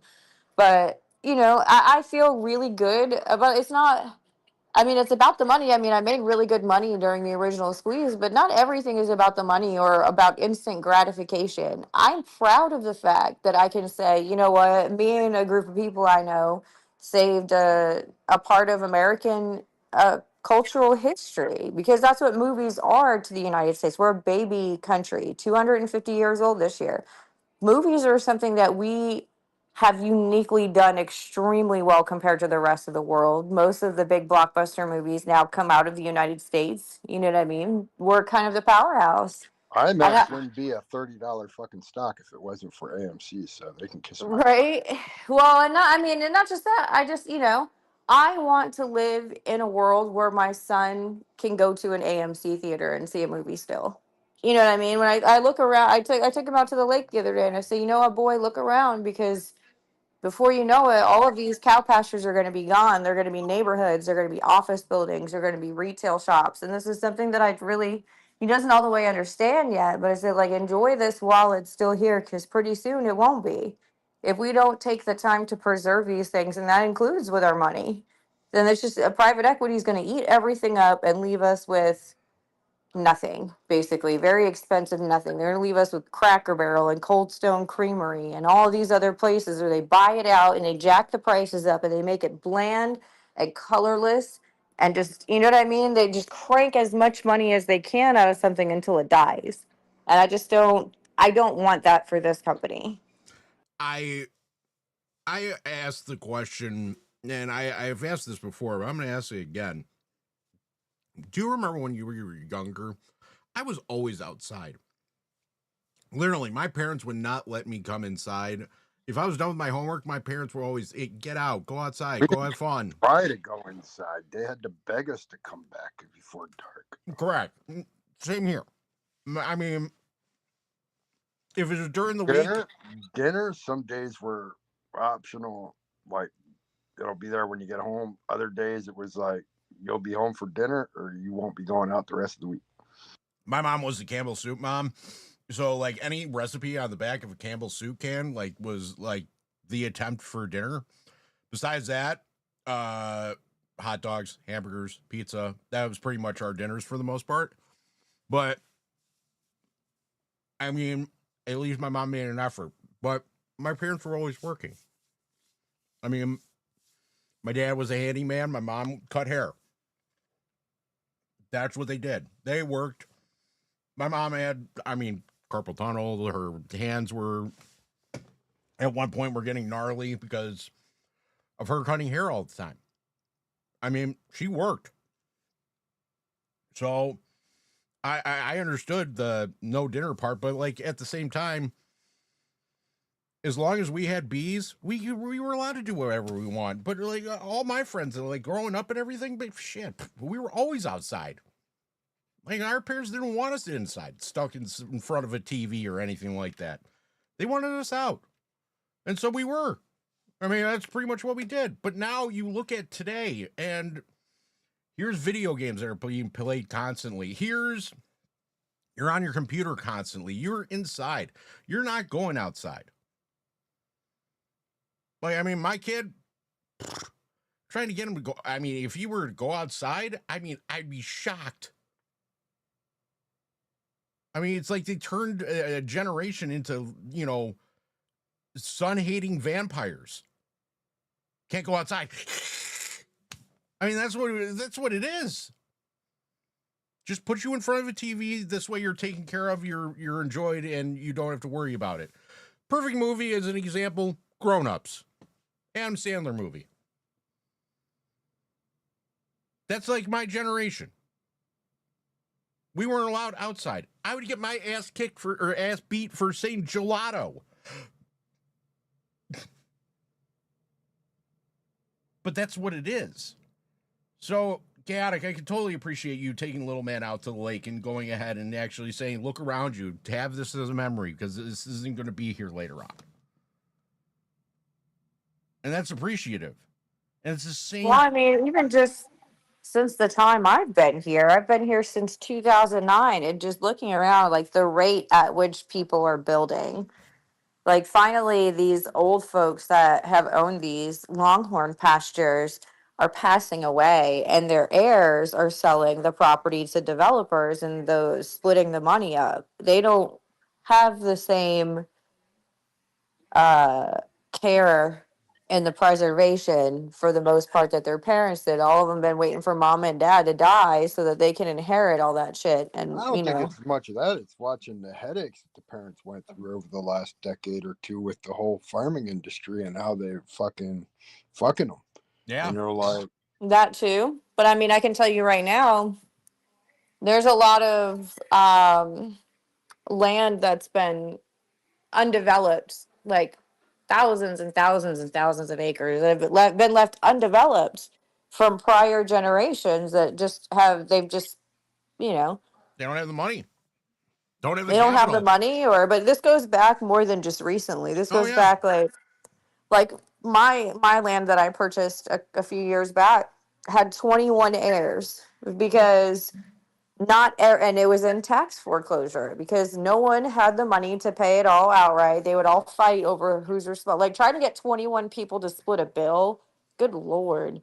Good luck. And nobody had enough money to do anything with it. Nobody had enough money to buy everybody out, and no one had the money, and no one wanted to pay for the other portion. One of the things that, and I would say this would have been going back to probably mid-late 90s into the 2000 era, that the generations that were taking over the smaller farms in Pennsylvania, is instead of running the farms themselves, they kept the land and leased the land to other farmers, and just took the lease money and let the other farmer take a cut profit on what he was on farming that he was already doing. Well, I mean, regardless, if you look at, I mean, just look at, you could take your stock market for a perfect example of this. If you go back into the 90s, where was short selling then? If you didn't have the opposite equity, like if you had AMC and if you didn't have shares of AMC, you weren't buying it as a fund. Derivatives have taken off since the last market crash. There are way more derivatives now than there ever have been. But what my point is in all of it is just, it's really just an ethical practice, and that's, don't lie. Literally, don't lie. If you say one thing, do that thing. If I'm telling a client, hey, you should think about buying this stock, and here are the reasons why, he knows why I'm telling him to get it. He can do his own research, and then he can either do it or not. But don't sit there and just say, oh yeah, you got to buy this because this is paying me, X amount in return. Or I'm not going to let you take out your 401k because I have that tied to private credit. And here's a 20% of your 401k that's now in this private credit fund. Because I have to manage that because I have money managed somewhere else that I'm not disclosing to the client. Just, where did truth, human decency, not being a liar, and basically blatantly stealing money? And that's what your government's doing. And then packaging it into a nice little clean package and saying, this is policy. That's the crazy part. And all of this for the last, since 2008, has just been different can kicks to cover that one bill for 2008. That's it. Which they still haven't paid for. And now it's multiplied. And by the time it gets to 2030, I believe it's $98 trillion is what they'll owe. That's almost as much as the entire world GDP. You know what I think they should call the Big Short 2.0 by title? This? For all actuality? This. Instead of the Big Short. I mean, this time it's the Big Grift. It should be. I would love the actual the 2.0 version to actually witness and show the actual criminals that committed the crime and highlight it, because that's honestly what the American public deserves.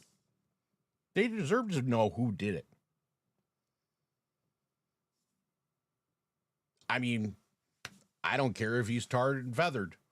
At that point, I don't care if it's a lottery style execution. At that point, I would rather him be hanging by his nutsack in Guantanamo Bay and being served a cock meat sandwich at that point by Big Chuck. That's honestly what I would want. Because all of this that has gone on, this entire thing, is nothing but a running joke.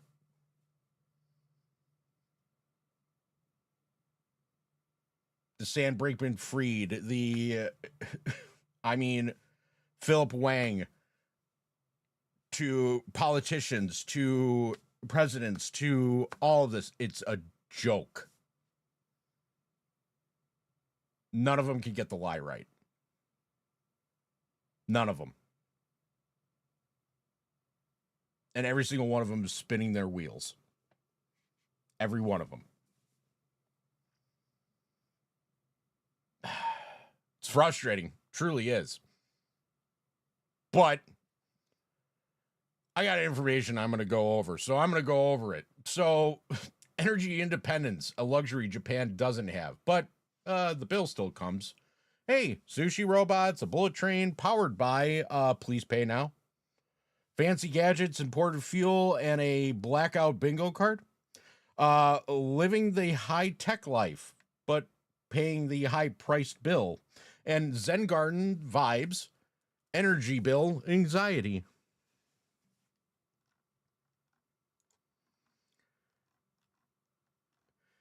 If global markets are a machine, then energy is the fuel that keeps every moving part alive. And Japan, for all of its economic sophistications, is operating that machine while importing nearly every drop of fuel from somewhere else. Not some of it, not most of it, nearly all of it. And that single fact, simply measurable and often brushed aside place Japan in one of the most structurally fragile positions in the modern global economy when energy prices begin to rise and, more importantly, when they stay elevated. To understand why this matters, it helps to strip away the complexity and look at the mechanics in plain terms. Japan consumes roughly 3 million barrels of oil per day, yet produces virtually none of it domestically. It must go into global markets, priced largely in US dollars, and purchased what it needs to keep its economy running.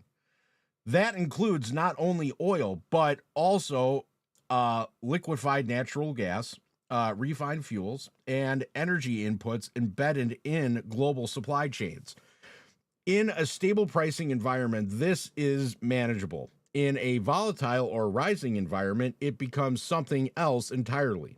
A continuous external financial drain that does not wait for policy decisions, does not negotiate, and does not slow down.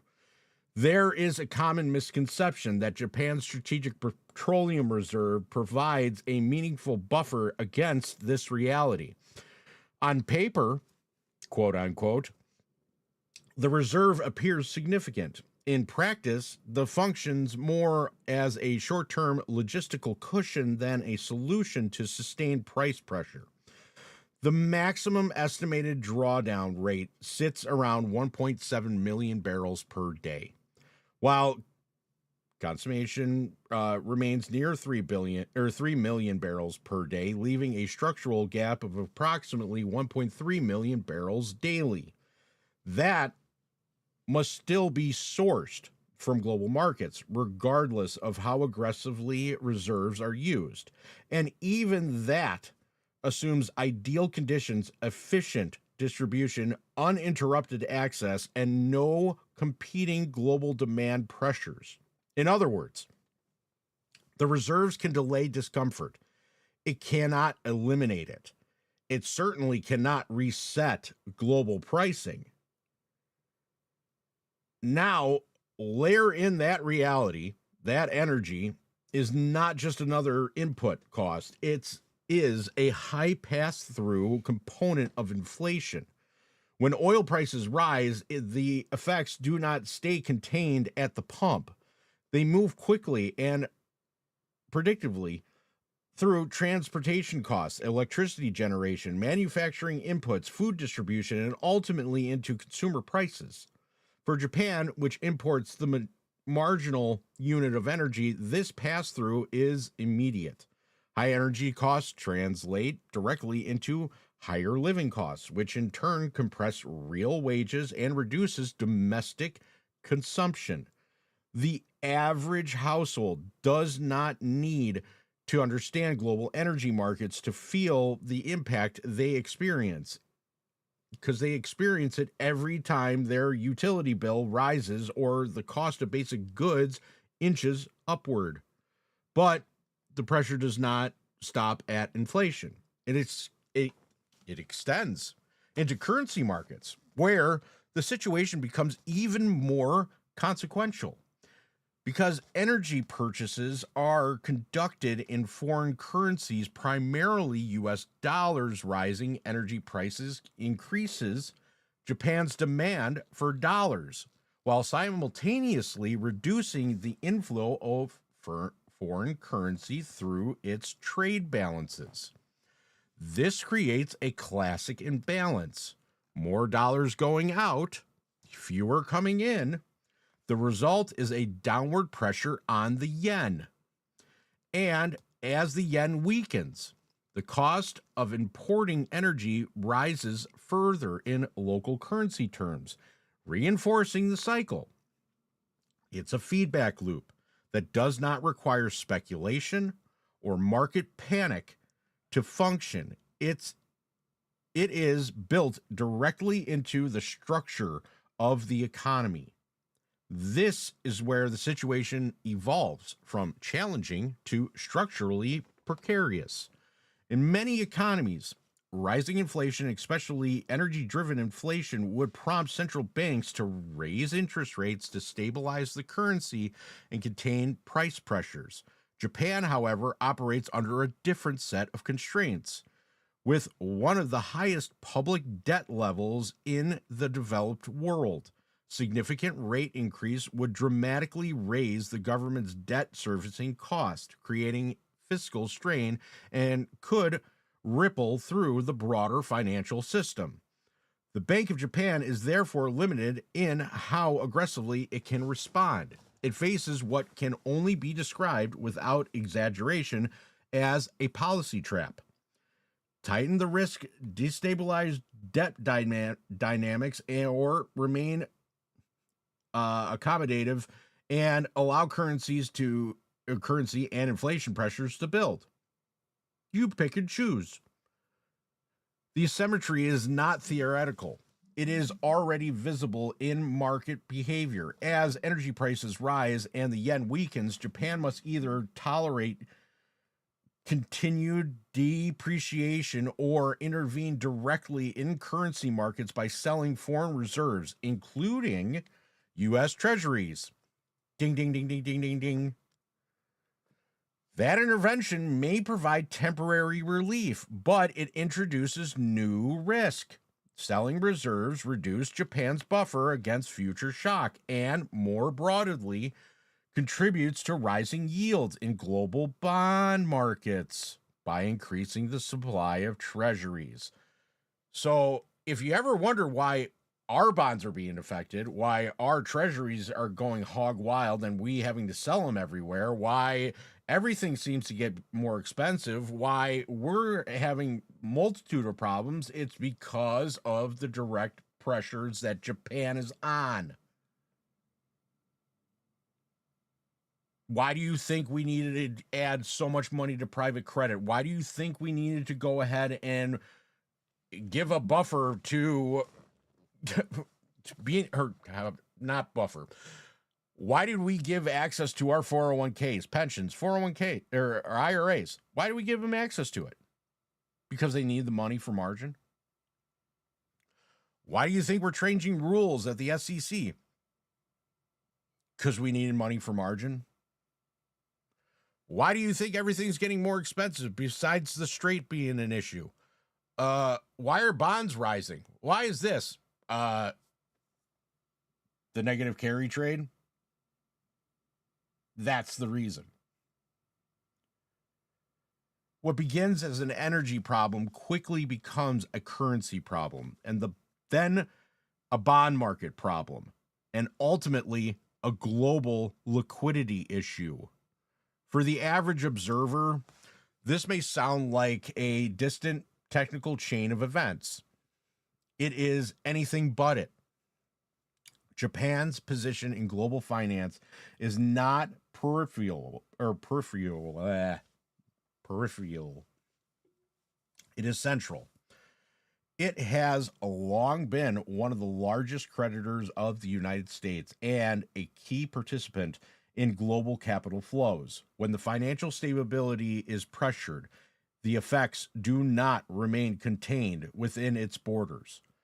They transmit outward through currency markets, bond markets, and funding channels that are underpinned everything from global borrowing or government borrowing to corporate financing. Hey, Matt, aren't our corporate bonds in the shitter right now? Last time I checked, I'm pretty sure they are. And this is where the sarcasm practically writes itself. In general, yeah. Yeah, in general, I mean, corporate financing is just... I mean, just... There's a few outliers. Yeah, not many. AMC's bonds are doing good. That's for different reasoning. It's because there's actual value behind them? Yeah, that's pretty much the main reason. And this is where the sarcasm practically writes itself, because the situation is both predictable and repeatedly underestimated. For years, the global system operated under the assumption that energy would remain sufficiently available, that currency stability could be maintained through policy adjustment, and that Japan's unique constraints could be managed indefinitely without consequence. That assumption worked until it didn't. Hence the title. Now, as energy prices remain elevated and structural dependencies are exposed, the reality is less forgiving. One, there is no quick policy fix for importing nearly all of your energy in the world, where that energy is becoming more expensive and more contested. This is not a temporary imbalance waiting to normalize. It is a structural exposure that feeds directly into currency instability, capital outflows, and broader financial tightening. It is a slow-moving in appearance, but relentless in function, quietly eroding stability while demanding continuous adaptation from policymakers and markets alike. And as this pressure builds, it does not remain isolated. It leads directly into the next critical fault line, one that transforms Japan's domestic challenges into a global event. Because when rising energy costs collide with rising bond yields, the consequences extend far beyond imports and currency fluctuations. They begin to unwind one of the most important mechanisms supporting global liquidity for decades: the carry trade.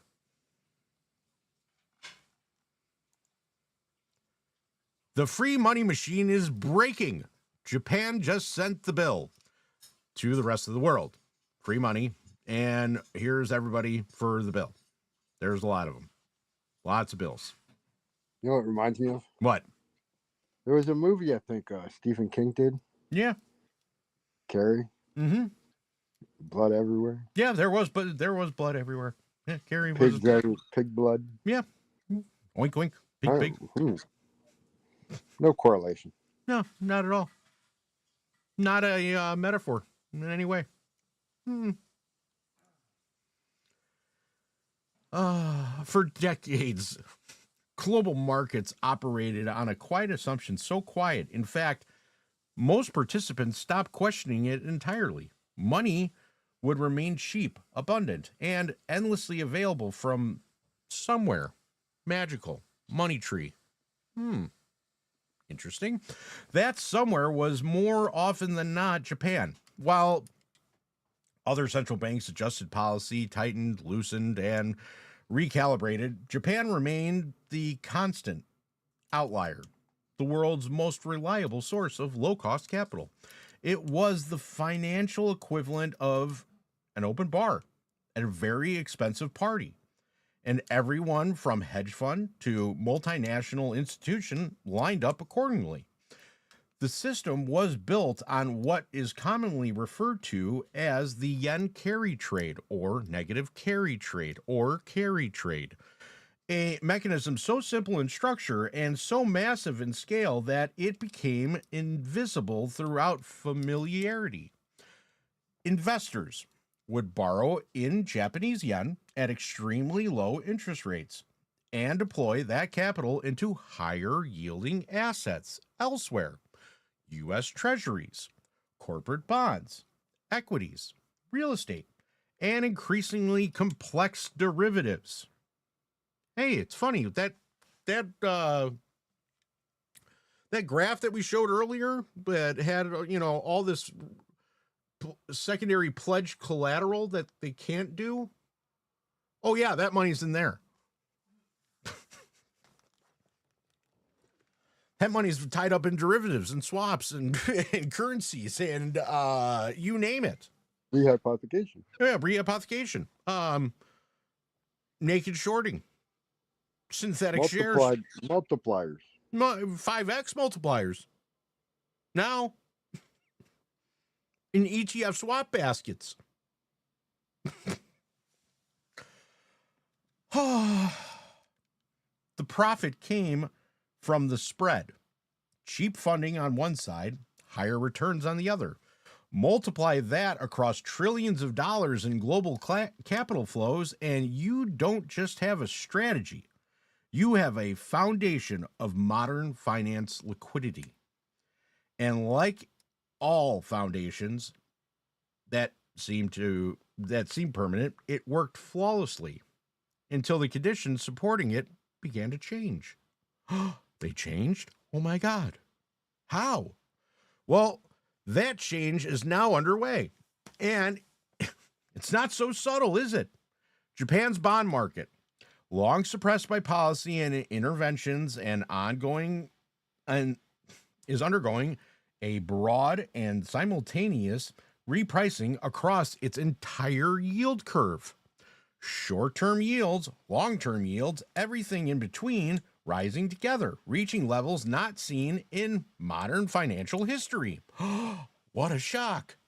This is not a minor adjustment at the margins. This is the cost of money in Japan's resetting higher across the system. To understand why this matters, consider what happens when the cheapest source of funding in the world stops being cheap. First, domestic capital with Japan begins to behave differently. When yields on Japanese government bonds rise, Japanese investors who previously had little incentive to keep money at home suddenly find domestic assets more attractive. Capital that once flowed outward into global markets begins to stay inside Japan.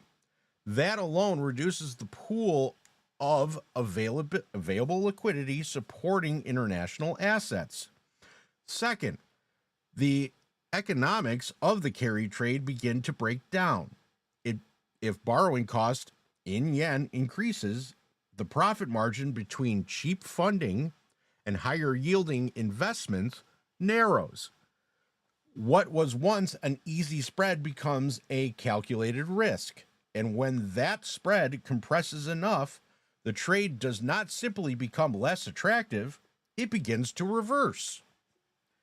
This reversal is what is meant by the unwinding of the carry trade. And despite how casually the phrase is often used, its implications are anything but casual. When positions built on borrowed capital start to unwind, the process is mechanical and unavoidable. Investors must sell the assets they purchased with borrowed yen, convert proceeds back into yen, repay the original loan or loans. Do you see the problem here? This is a big problem. And that right here, repay the original loans.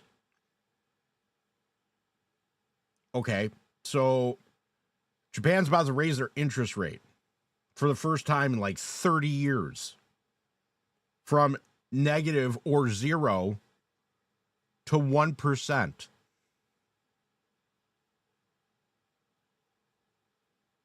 You see the problem? That's a big one. And we have our hands all in that. I can promise you right now, every single bank. That sequence creates pressure in multiple directions simultaneously. Assets are sold, reducing their prices. Demand for yen increases, affecting currency markets. Liquidity is withdrawn from the system, not by choice, but by necessity. And here is where the situation becomes practically important, or particularly important, for those who assume market moves only on headlines or sentiment. This is not driven by fear or speculation. It is driven by funding mechanics. When the cost of maintaining leverage rises, leverage gets reduced. When leverage gets reduced, asset prices lose support. Not instantly, not dramatically at first, but steadily, persistently, and often without a single event to blame. This is why the unwinding of the carry trade is best understood not as a sudden shock, but as a progressive tightening of global financial conditions. It is a slow removal of a support structure that has been holding up risk assets for years. As positions are reduced, liquidity contracts because less borrowed capital is circulating. Volatility increases because markets are thinner and more sensitive. Risk assets weaken because the marginal buyer, the leveraged investor, steps back. Now extend this dynamic beyond Japan's borders because the effects do not remain isolated. Japan is not just a participant in global markets, it's one of the largest holders of U.S. treasuries, and by extension, a critical player in the funding of U.S. government debt. When domestic pressures mount, whether from rising yields, currency instability, or energy-driven trade imbalances, Japan may be forced to adjust its holdings.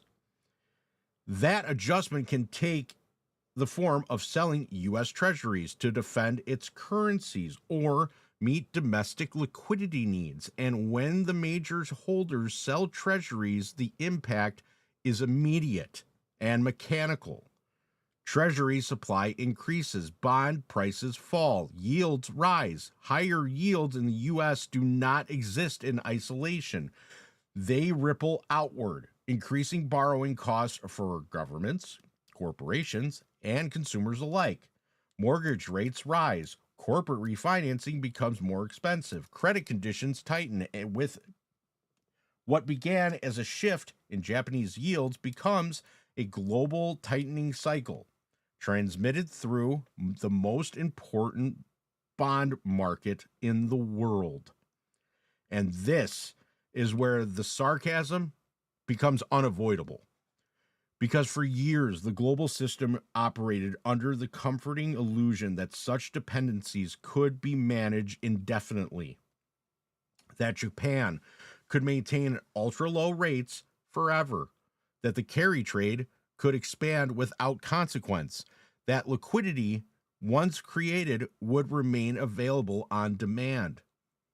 It was a convenient narrative until the math stopped cooperating. I should have wrote math, M-A-F-F, math, because math is simple. Even if the system built on it is not, when the cost of borrowing rises, borrowing declines. When borrowing declines, leverage contracts. When leverage contracts, asset prices face pressure. There is no policy statement or market optimism that can override that sequence indefinitely. This does not mean that markets collapse overnight. In fact, they rarely do. What it means is that the environment shifts from one of effort expansion to one of gradual constraint. Gains become harder to sustain. Volatility becomes more frequent. Liquidity becomes selective rather than abundant. And participants who relied on cheap funding must adjust often at the same time. In that sense, the unwinding of the carry trade is not just a market event. It is a global liquidity contraction mechanism operating in slow motion. It does not announce itself with a single dramatic headline. It reveals itself through tightening spreads, rising yields, and the subtle but persistent weakening of risk appetite. And as this process continues, it does not exist in isolation. It compounds with other pressures already building across the system: energy constraints, housing markets deterioration, and policy responses that reflect a system adapting under strain. Because once liquidity begins to contract at the global level, every other vulnerability becomes more exposed, more immediate, and more difficult to manage, which brings us directly into the next stage of this unfolding dynamic, where energy constraints are no longer confined to Japan, but begin to reshape economic behaviors across entire regions. Stay home. Stay home. Save energy. Don't ask questions. Europe's brilliant plan to solve an energy crisis it helps create. Question, not helpful. Stay home. Save energy. Shh. And big drawer of money. Self-inflicted energy shortage solved with self-inflicted lockdowns. Save energy. Silencing questions. Turn down the heat and turn off the debate.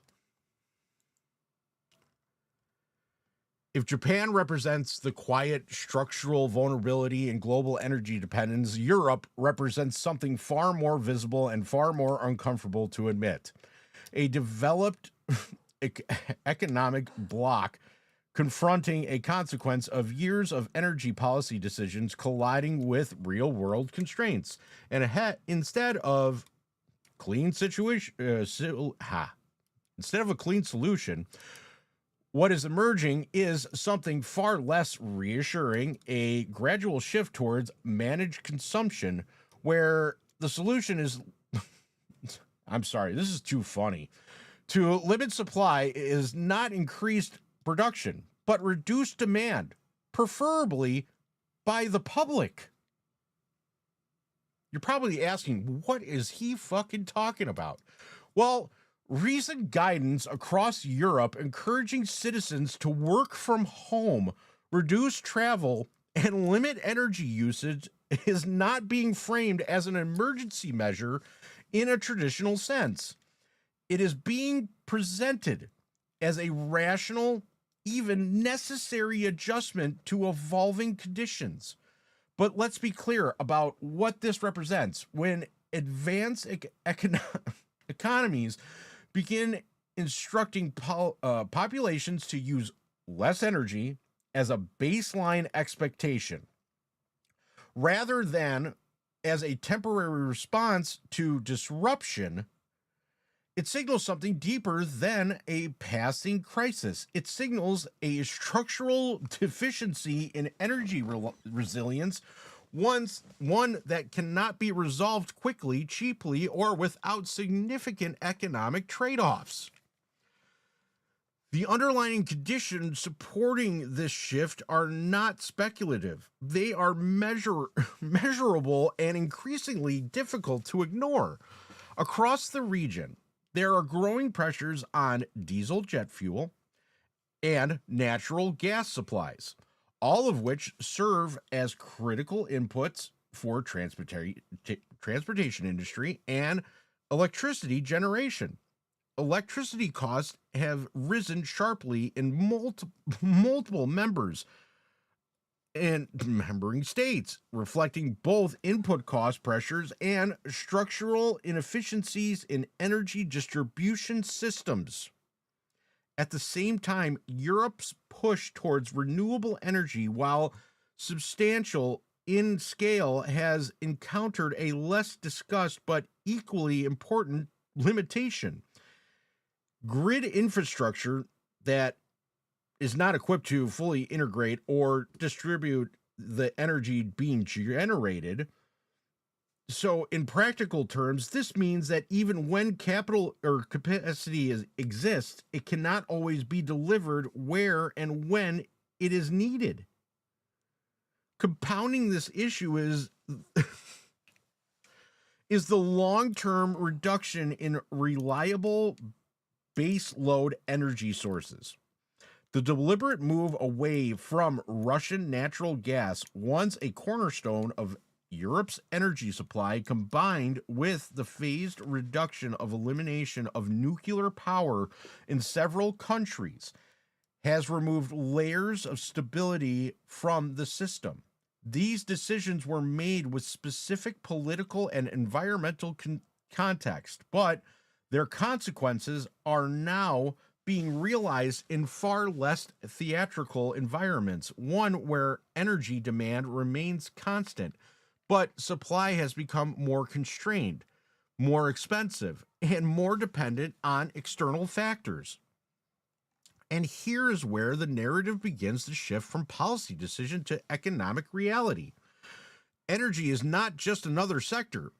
It is the foundation of industrial output, transportation networks, and overall economic productivity. When energy becomes constrained, the effects cascade through the entire system. Manufacturing cost rises, logistics becomes more expensive, businesses face higher operating expenses, which are either absorbed, reducing profitability, or passed on to consumers through higher prices. In either case, the outcome is the same.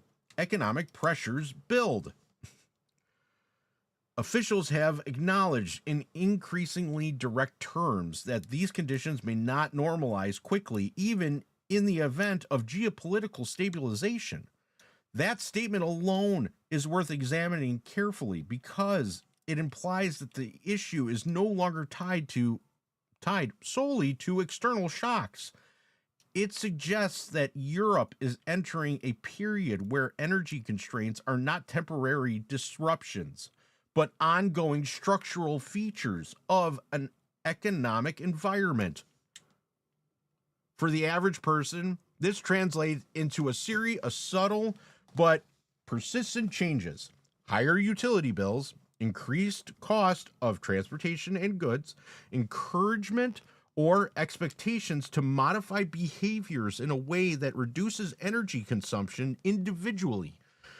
These changes may appear manageable. Collectively, though, they represent a shift in how economic activity is sustained. Growth becomes harder to achieve. Efficiency becomes a necessity rather than an advantage. From a broader perspective, the implications extend beyond domestic conditions. Europe operates with a global system where competitiveness matters. When energy costs are higher and supply is less reliable, industries face a disadvantage relative to regions with more stable and affordable energy access. This can lead to reduced investments, relocation of production, and a gradual erosion of economic positioning. In this sense, the energy issue is not just about keeping lights on or factories running, it's about maintaining relevance in a competitive global economy. And yet, despite the seriousness of these dynamics, the framing often remains measured, almost underestimated or understated. There is an emphasis on adaptation, on resilience, on collective responsibility, all of which are valid concepts, but they do not change the underlying arithmetic. When supply is constrained and demand remains, something must adjust. In this case, the adjustment is increasingly falling on consumption patterns rather than supply expansions. There is a certain irony in this approach that is difficult to ignore. For years, Europe pursued energy strategies aimed at sustainability, independence, and long-term stability. Now, faced with limitations of those strategies in a high-demand geopolitically complex environment, the immediate solution involves asking populations to, funny part, consume less, travel less, and effectively scale back activity when you need more activity. It is a practical response, but also a revealing one. It highlights the gap between policy intent and operational reality. This is not to suggest that the situation is unmanageable or irreversible. It is recognized that the path forward is constrained by decisions already made in infrastructure already in place. Adjustments can and will occur, but they will take time, investment, and inevitably economic trade-off. And as with Japan's situation, the dynamic does not exist in isolation. Energy constraints feed directly into broader economic conditions affecting growth, inflation, and financial stability. When combined with tightening liquidity and rising borrowing costs globally, the result in the system where multiple pressures begin to align rather than offset one another, which brings us to the next layer of this unfolding scenario, one that moves from energy and liquidity into something far more visible to the average person, yet often discussed far less openly than it should be: the weakening foundation of the global housing and commercial real estate markets. Everyone's house is fine until the payments aren't. The global property illusion meets reality. Eviction notice, final notice, foreclosure, economic collapse, debt, mortgage crisis.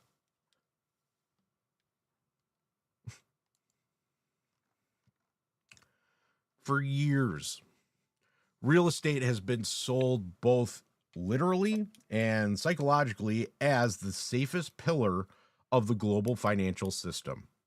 Housing always goes up. And that's what they said. It's different this time. They insisted. And to be fair, for a long stretch of time, it did look different. Prices climbed across continents, credit remained cheap, and demand appeared endless. Entire economies quietly leaned on the assumption of that property values would continue rising, collateral would remain solid, and refinancing would always be available when needed. It was comforting narrative, simple, widely accepted, and deeply embedded in financial thinking. Unfortunately, reality has a habit of showing up uninvited. Matt, did you want to chime in? I was just doing some update research into the Evergrande situation. Mm-hmm. Go ahead. They fucking 10x what they said in 22. PNC rating agency have court scheduled for May 17th. Is this for them to actually issue a bankruptcy? No, it's for them getting sued for being the rating agency on the Oh, really? bondholders. Oh, wow. So the bondholders actually going against the rating And the agency. shareholders are going after $6 billion worth of back dividend. It's unpaid. Ooh-wee. And they only recovered 0.5% of the new liabilities that they keep finding. What about China, like the Chinese government? I mean, China has him in jail, and they're trying to fucking recoup his offshore assets, but they can't find him. Wow. And they're locking down all the access and citing internally, fines and inflationary effects or whatever on market effects on the market itself. I mean, wow. I mean, wow. This is bigger than ShamWow. Yeah, they're up to fuck. I sent you the 45 billion from the initial. What was the initial in 20? It was a lot. I mean, a lot. Developer collapse with total liabilities estimated around 340 billion. Holy shit. With 187 debt claims totaling about 45 billion. I mean, holy shit. And that's HK, Hong Kong. And that's 350 billion. And that's nothing. Significantly higher than the 27.5 billion liabilities disclosed in the company's last financial statements from 22. Wow. No holistic restructuring is considered viable. No shit. Asset recoveries remain minimal. Only about 255 million in assets have been sold as of mid-25. 18 months into the process. The entire liquidation capture process is expected to take a decade. Wow. It officially delisted from the Hong Kong Stock Exchange on August 25th, 25 after prolonged suspensions and failure to resume trading. Others pursued, liquidators have pursued founder Yan, also known as Zhu Jian, and others to recover around $6 billion in alleged dividends. They're trying to collect $6 billion in alleged dividends, and so far they've only been able to liquidate $250 million in assets.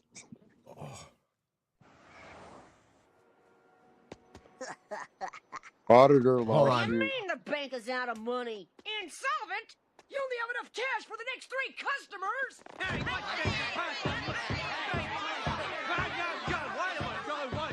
just a second here. No, I don't have your money here. It's in Bill's house and Fred's house. Hey, what the hell you doing with my money in your house, Fred? It's in China. It's in China. He left. Oh. Auditor lawsuit. A high-profile case against former auditor, PwC, and potentially others is advancing. A court hearing between liquidators and PwC's mainland China unit is scheduled for May 18th, aimed at determining liability and potentially clawing back funds for creditor. Oh my God.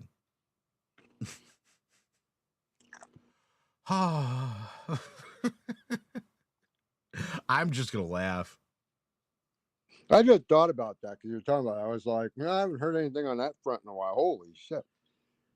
What about Country Garden? You should look Yeah, I into. thought about following up with that, but I'm gonna. Yeah, you can follow up with that I'm, here in a minute. But still, that's interesting too, because I guarantee you they're just as bad in the soup. But my question is, then it's going to revert me to another question: where the fuck is their collateral that was being used towards trades? it was the buildings, and they didn't even finish any of them. So now they're just rotted away concrete that can't be finished, and it's going to cost more to destroy them than the value of the property that they're sitting on. But I mean, they were still used to market. Yeah, because they were marking the finished value, not the unfinished Oh, I value. know, but why? And the only thing they ever did was pour the concrete. But why isn't that collateral being taken out of the system then? Because it's not being utilized correctly. Because it's locked in liquidation bankruptcy. Beautiful. Just like FTX. What we're witnessing now is not just a localized correction or a single market adjustment. It is a synchronized deterioration across global housing markets. And that distinction matters more than most people realize. In previous downturns, weakness in one region could be offset by strength in another.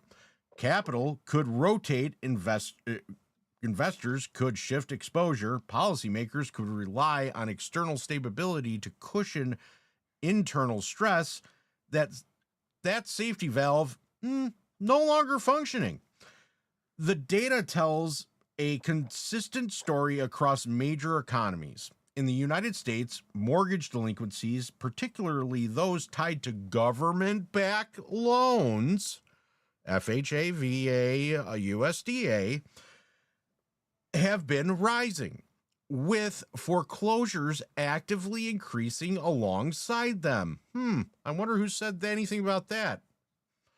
Higher interest rates have pushed borrowing costs upward, leaving many homeowners either locked into existing mortgages or struggling to refinance at sustainable levels. What was once manageable debt under low rates is becoming significantly more burdensome as rates remain elevated. Wink, wink. We haven't talked about that much at all. No. In China, the situation is more severe and more visible. Major property developers once symbolized a rapid expansion and economic strength have collapsed or entered restructuring, erasing trillions in value and shaking confidence in a sector that has been a cornerstone of growth. This is not a minor adjustment. It is a structural unwinding of an over-leveraged system that relied heavily on continuous expansion and rising prices. Canada, we got to blame Canada for everything, often viewed as one of the most resilient housing markets, has reversed course sharply. Forecasts that once projected continued growth have shifted into contraction, with builders canceling projects and demand weakening under the weight of higher borrowing costs. Across Europe and other developed markets, housing prices are softening, recoveries are stalling, and sentiment is increasingly cautious. Individually, each of these developments might be manageable. You got some chips there, buddy? Oh, shit. Sorry. Yeah, you're good. So,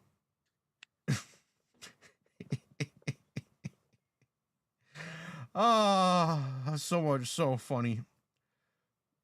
So, and when that happens, the usual escape route disappears. There is no strong market to absorb excess capital, no external growth engine to offset internal weakness. The system must absorb its own pressures. Now, if that weren't the entire story, it would already be concerning, but it's not. Beneath the residential housing market, visible, widely discussed, and politically sensitive lies another sector that receives far less attention because it carries equally serious implications, and that is the commercial real estate market. Commercial real estate is where the situation becomes less visible and more structurally complex. Office buildings, retail centers, industrial properties, these are not just assets. They are deeply intertwined with financial systems through loans, bonds, and institutional investments. And right now, this sector is facing a convergence of pressures that are difficult to ignore and even harder to resolve. First, there's an issue of interest rates. Commercial properties are typically financed through large loans that must be refinanced periodically. When those loans were issued during periods of low interest rates, the cost of servicing them was manageable. Today, not so much. Those loans approach refinancing. They are being repriced at significantly higher rates. The result is simple and unforgiving. Higher payments on the same underlying asset, often without a corresponding increase in income. Second, there are shifts in how space is used. The rise of remote and hybrid work has reduced demand for traditional office space in many regions. Buildings that were once fully occupied are now partially empty, reducing rental income and, by extension, the value of property itself. This is not cyclical change. That will necessarily reverse. It is a structural shift in how businesses operate. Third, property valuations are adjusting downward. When income declines and financing costs rise, asset values must eventually reflect the reality. I know it says that, but the reality. Lower valuations create a cascade of effects. Loan-to-value ratios deteriorate. Refinancing becomes more difficult, and lenders become more cautious. Finally, credit conditions are tightening. Banks and financial institutions already facing broader economic uncertainty are becoming less willing to extend new credit or refinance existing loans under favorable terms. This creates a bottleneck where borrowers face higher costs and fewer options simultaneously. Now, combine these factors, and the picture becomes clearer and less comfortable. Large volumes of commercial mortgages are approaching refinancing periods under conditions that are significantly less favorable than when they were originally issued. This creates a latent risk that is not always visible in day-to-day market movements, but is steadily building beneath the surface. A potential a big wave of defaults, not necessarily all at once, not necessarily in a way that immediately captures headlines, but gradually, as loans fail to refinance, as properties lose value, and as cash flows fail to cover rising costs, stress begins to propagate through the system. Banks face increased exposure, credit markets tighten further, and confidence erodes incrementally. And here is where the sarcasm becomes almost unavoidable. Because while this process unfolds, it's often remained under discussion in mainstream narratives. Residential housing gets attention because it is personal and politically sensitive. Commercial real estate, by contrast, is complex, institutional, and easier to overlook until it isn't.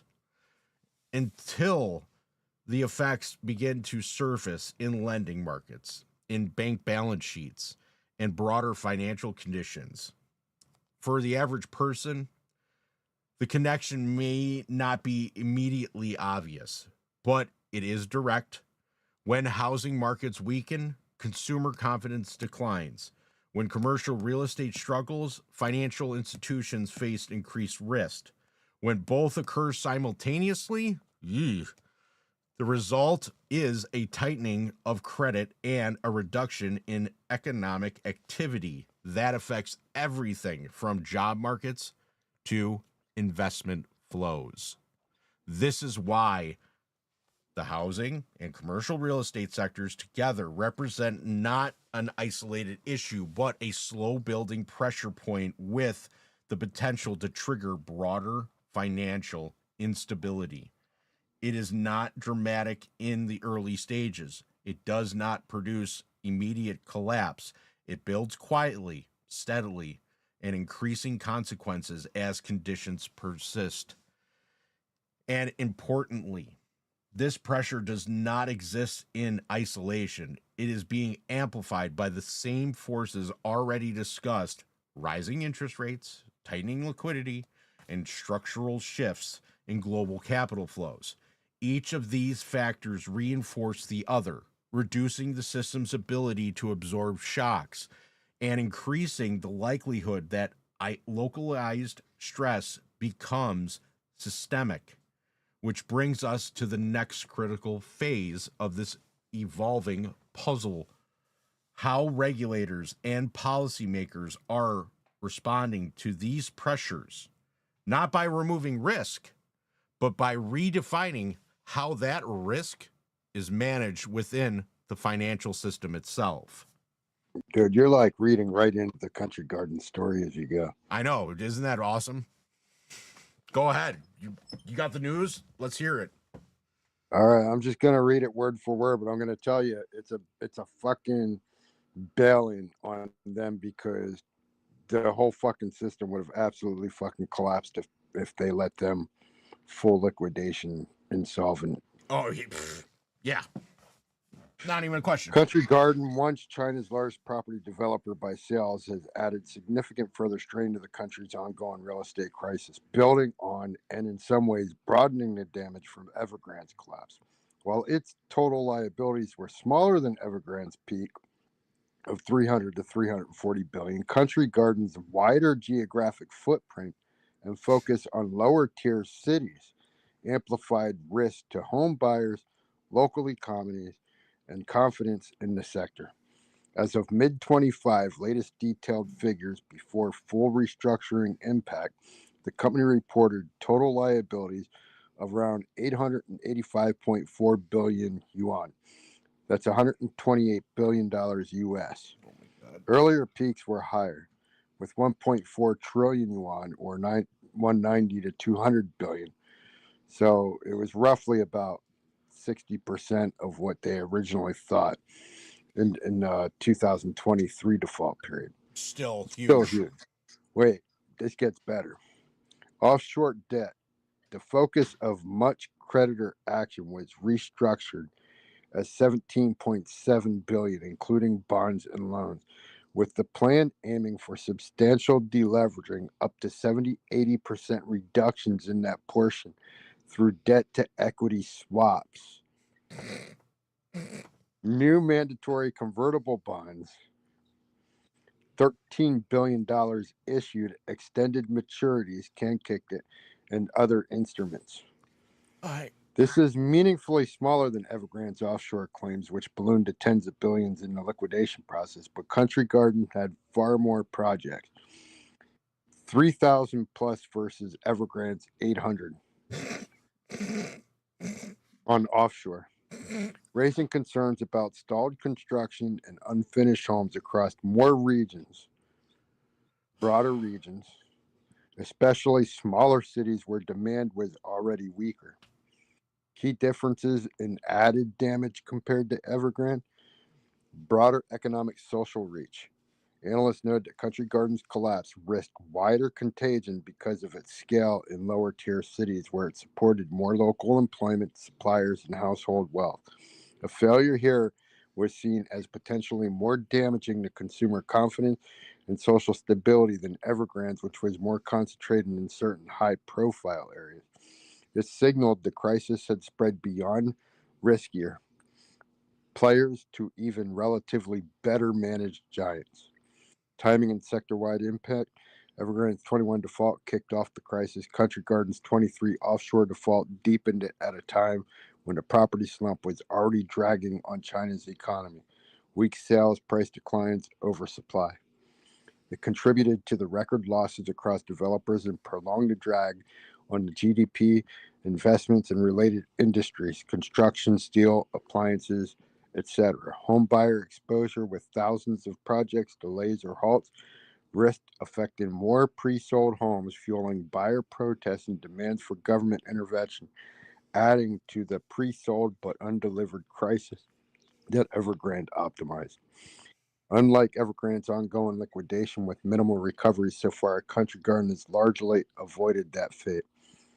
By February 26, a Hong Kong court dismissed a winding up liquidation petition filed in 24 by a creditor, clearing the path after the restructuring took effect on December 30th, 25. The offshore restructuring, $17.7 billion, was implemented via Hong Kong's scheme of arrangement with U.S. Chapter 15 recognition, involving new notes, loans, convertible bonds. There's your fucking private credit being put into fucking crutch Chinese companies. Wow, and everybody that they affected. And some cash. Onshore bond restructurings were also completed. Financially, the company expects a return to profit in 25. Results 1 to 2.2 billion yuan, 145 to 320 million dollars equivalent, driven up by large non-cash gains from debt relief. So non-cash gains there again. That's not liquidity. That's liquidity's cash. They want to fucking fudge the books with this non-cash bullshit. However, excluding that, it still faces underlying losses from weak property margin, have the deliveries in some periods, and asset impairments amid the sector slump. Overall, added damage, Country Garden's troubles extended the property crisis timeline and geographic scope, eroding more household wealth and local government revenues tied to land sales, which I just talked about the Detroit effect. It reinforced perceptions that Beijing's support measures were insufficient to fully stabilize the sector quickly. That said, its successful, though dilutive, restructuring has provided more stability than Evergrande's liquidation path. Potentially limiting further downside through the broader market remains challenged with oversupply and low confidence. The situation continues to evolve with asset disposals, project completions, and any residual onshore issues. For the absolute latest, check Hong Kong Stock Exchange filings or official announcements as implementation details. Example, cash repurchase, share issuance are still rolling out into 26. Here, I got a perfect answer for that. You ready for it? That those tourists were decapitated before they entered the Krusty Land House of Knives. Next question. What about that little Bingo. boy who got appendicitis from eating your cereal? To prove that this Metallo is harmless, I will personally eat one. See, there's nothing. God! Oh! Yeah! Oh, boy! This thing is shredding my insides! Krusty. That wasn't the middle one, that was a regular Krustio. It's poison.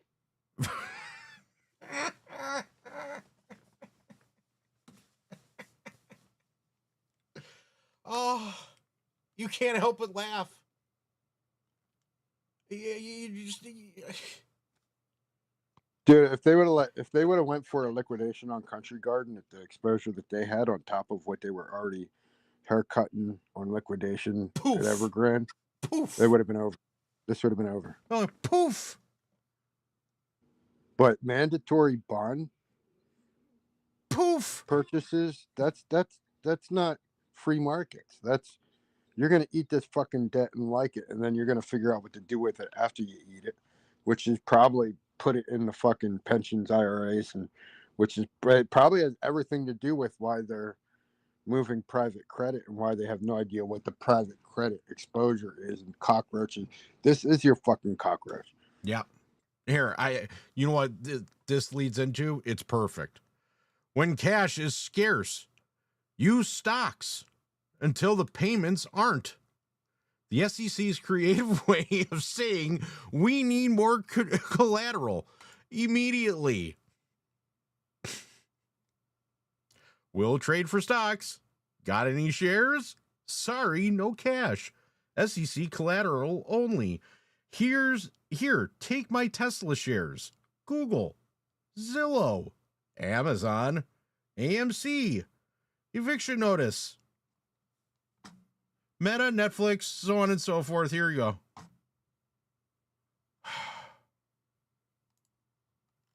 Wow. By the time regulatory bodies begin adjusting the definition of what qualifies as safe collateral, it is usually a sign that something deeper is happening beneath the surface, something that does not lend itself to press releases or simple explanations. The recent rule issued by the U.S. Securities and Exchange Commission is one such adjustment. On paper, it appears technical, even routine. Broker-dealers are now permitted to use equity securities from the S&P 500 and Russell 1000 as collateral when borrowing customers' securities. In practice, however, this is a meaningful shift in how the financial system defines stability, liquidity, But aren't and they risk. allowed to also isolate the indexes to basket values, which isn't the whole index itself? It's just whatever entities are in a basket within that swap, right? I'm gonna go over all of it. Yeah. To understand why this matters, it is necessary to revisit what collateral is supposed to do in the first place. Collateral exists to protect against failure. When a party borrows securities, the lender requires something of equal or greater value to ensure that if the borrower cannot return those securities, the lender is not left exposed. Traditionally, that something has been deliberately conservative: cash, U.S. Treasuries, or bank-issued guarantees.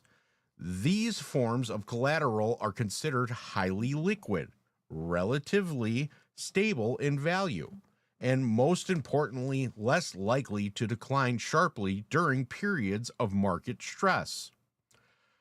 The new rule changes that equation. It allows broker-dealers to pledge equity stocks whose prices are determined by very market conditions they are meant to secure against as collateral. Provide those equities as large cap, liquid, and diversified.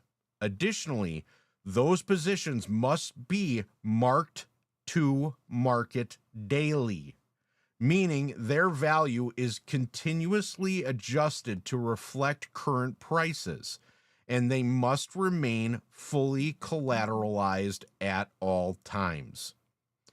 On the surface, this sounds reasonable. Large cap equities are liquid. They are widely traded, and they have deep markets, but here is where the distinction between appearance and function become important. Stocks are not just assets. They are risk assets. Their value is inherently tied to market sentiment, economic conditions, and liquidity itself. In other words, the same forces that might create stress in a system are the forces that determine the value of the collateral now being used to support it. This is where the shift becomes more than technical. The system is moving from what can be described as stable collateral to reflexive collateral. Previous collateral was something external to market volatility. Cash does not suddenly lose half of its value overnight. And U.S. Treasuries, while not immune to price fluctuations, are generally considered among the safest and most liquid instruments available. Now, collateral can consist of equities, whose valuations can and do change rapidly, sometimes precisely when stability is needed most.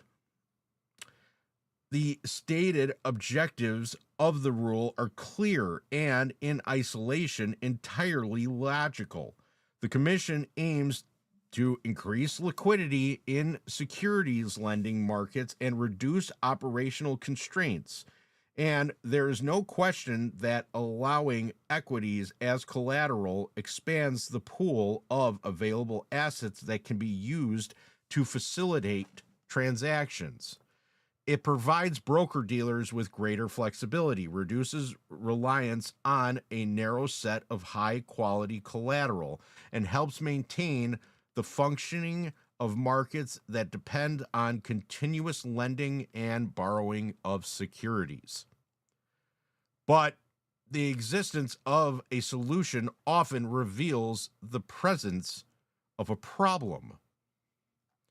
In this case, the problem is collateral scarcely under tightening financial conditions as global liquidity contracts driven by rising interest rates, unwinding carry trades, and increasing funding costs. The ability of traditional high-quality collateral becomes more constrained.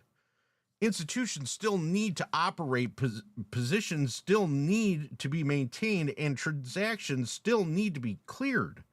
Expanding the definition acceptable collateral is a way to keep the system functioning without forcing immediate deleveraging. And this is where the sarcasm, however restrained, becomes difficult to avoid. Because when a system that once relied on cash and government bonds began to say, well, large cap stocks will do just fine, it is not necessarily a sign of increased strength. It is a sign of adaptation under pressure. Not failure, but certainly not comfort. For financial institutions, the benefits are immediate. They gain the ability to maintain positions with greater flexibility, substitute traditional collateral with assets already on their balance sheets, continue operating in markets that might otherwise tighten due to collateral constraints. In short, it allows the system to keep moving. And in a complex, interconnected financial environment, keeping things moving is often the first priority. However, the structure implications are more nuanced. By introducing equities as collateral, the system becomes more sensitive to market fluctuations. During stable or rising markets, this arrangement works efficiently.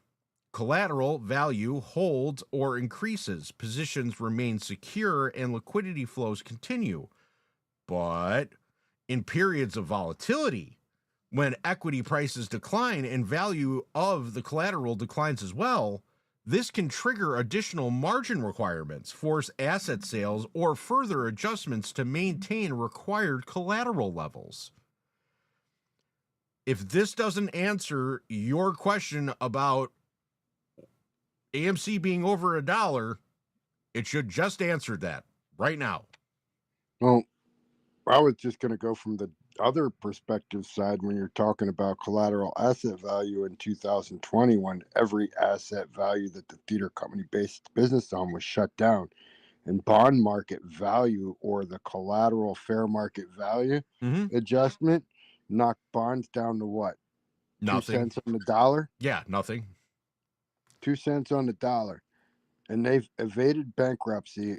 You can say what you want about the creditors at the time, but they were funding junk with literal junk, with zero backdrop. Mm-hmm. You're talking 2 cents on the dollar. So yeah, I mean, they got a lot of future equity value backing, considering that the known future unwind of that debt.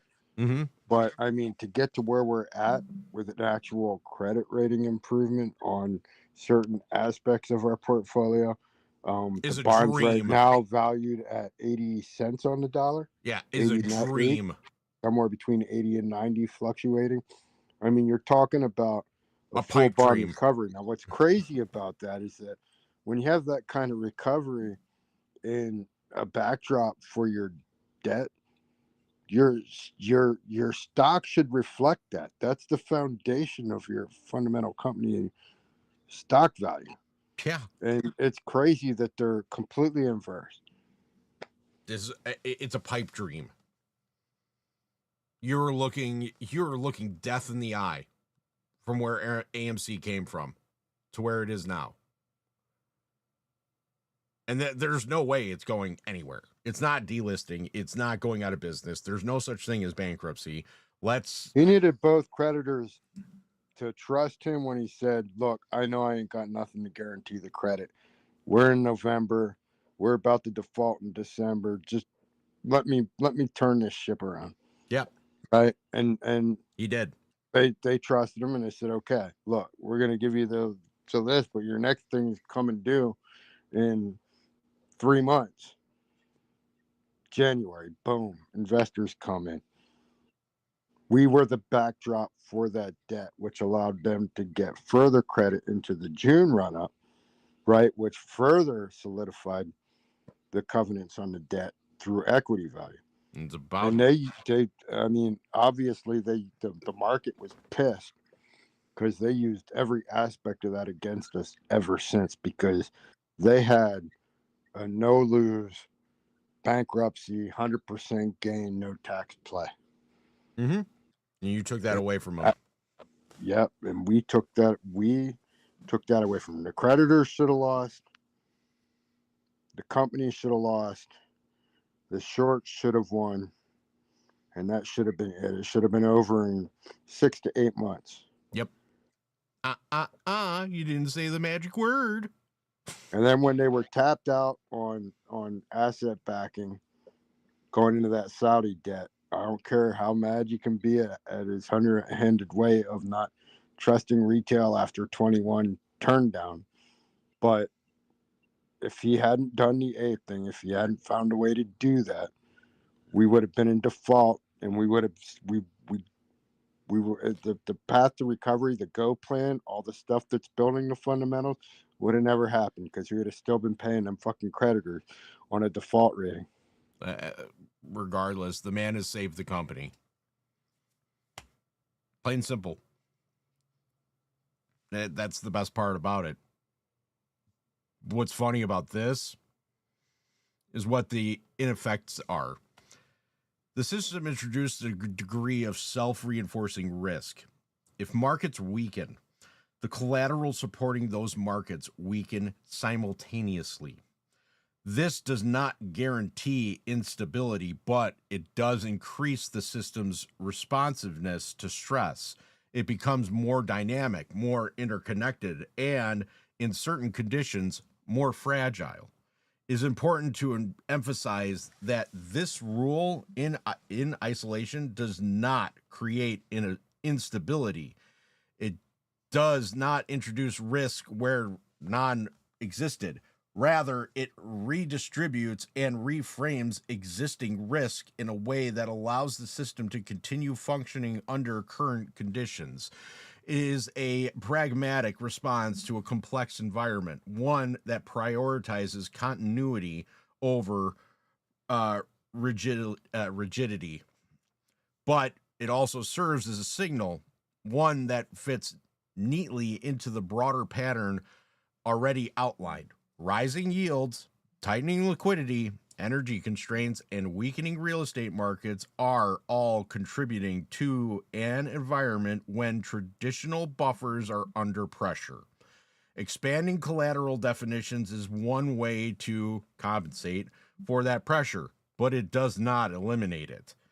For the average observer, the takeaway is that the system is breaking. nor that it is perfectly stable. It is the system.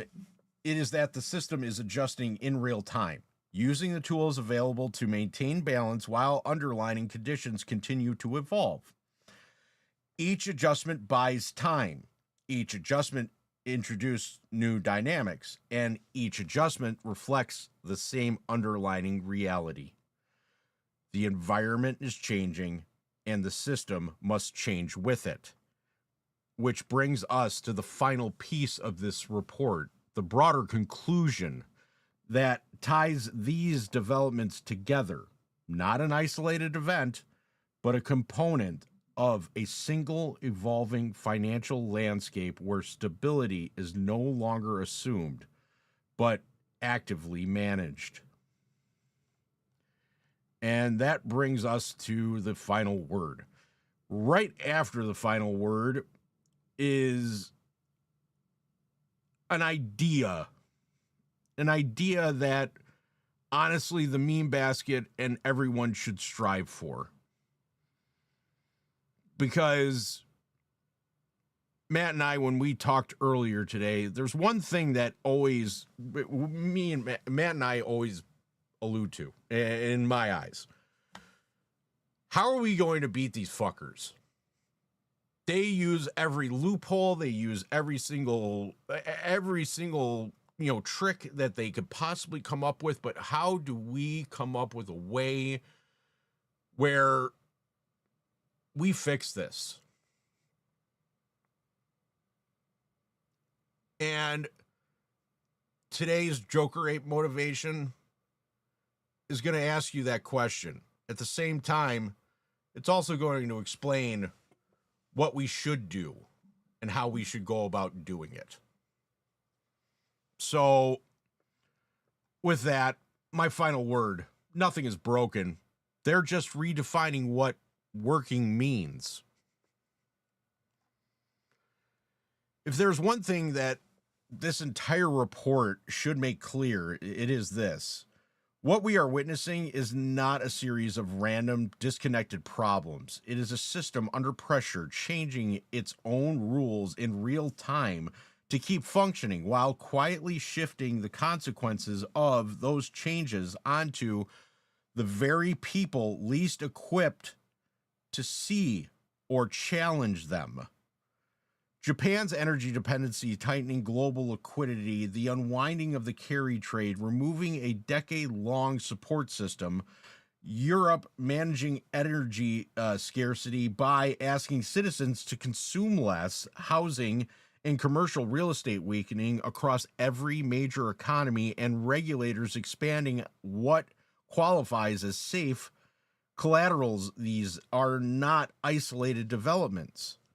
They are coordinated signals of a system that no longer operating under the conditions it was built for. And yet, if you listen carefully, the messaging remains remarkably consistent. Everything under control, adjustments are being made, stability is being preserved. Technically, that is not false. The system is still operating, markets are still open, transactions are still clearing, but the definition of stability has quietly changed. It no longer means strong foundation and low risk. It now means constant intervention, continuous adjustment, and just enough functionality to avoid immediate failure. Behind the curtain, where most people never look unless forced, banks, hedge funds, market makers, family offices are not reacting emotionally to these conditions. They are adapting strategically.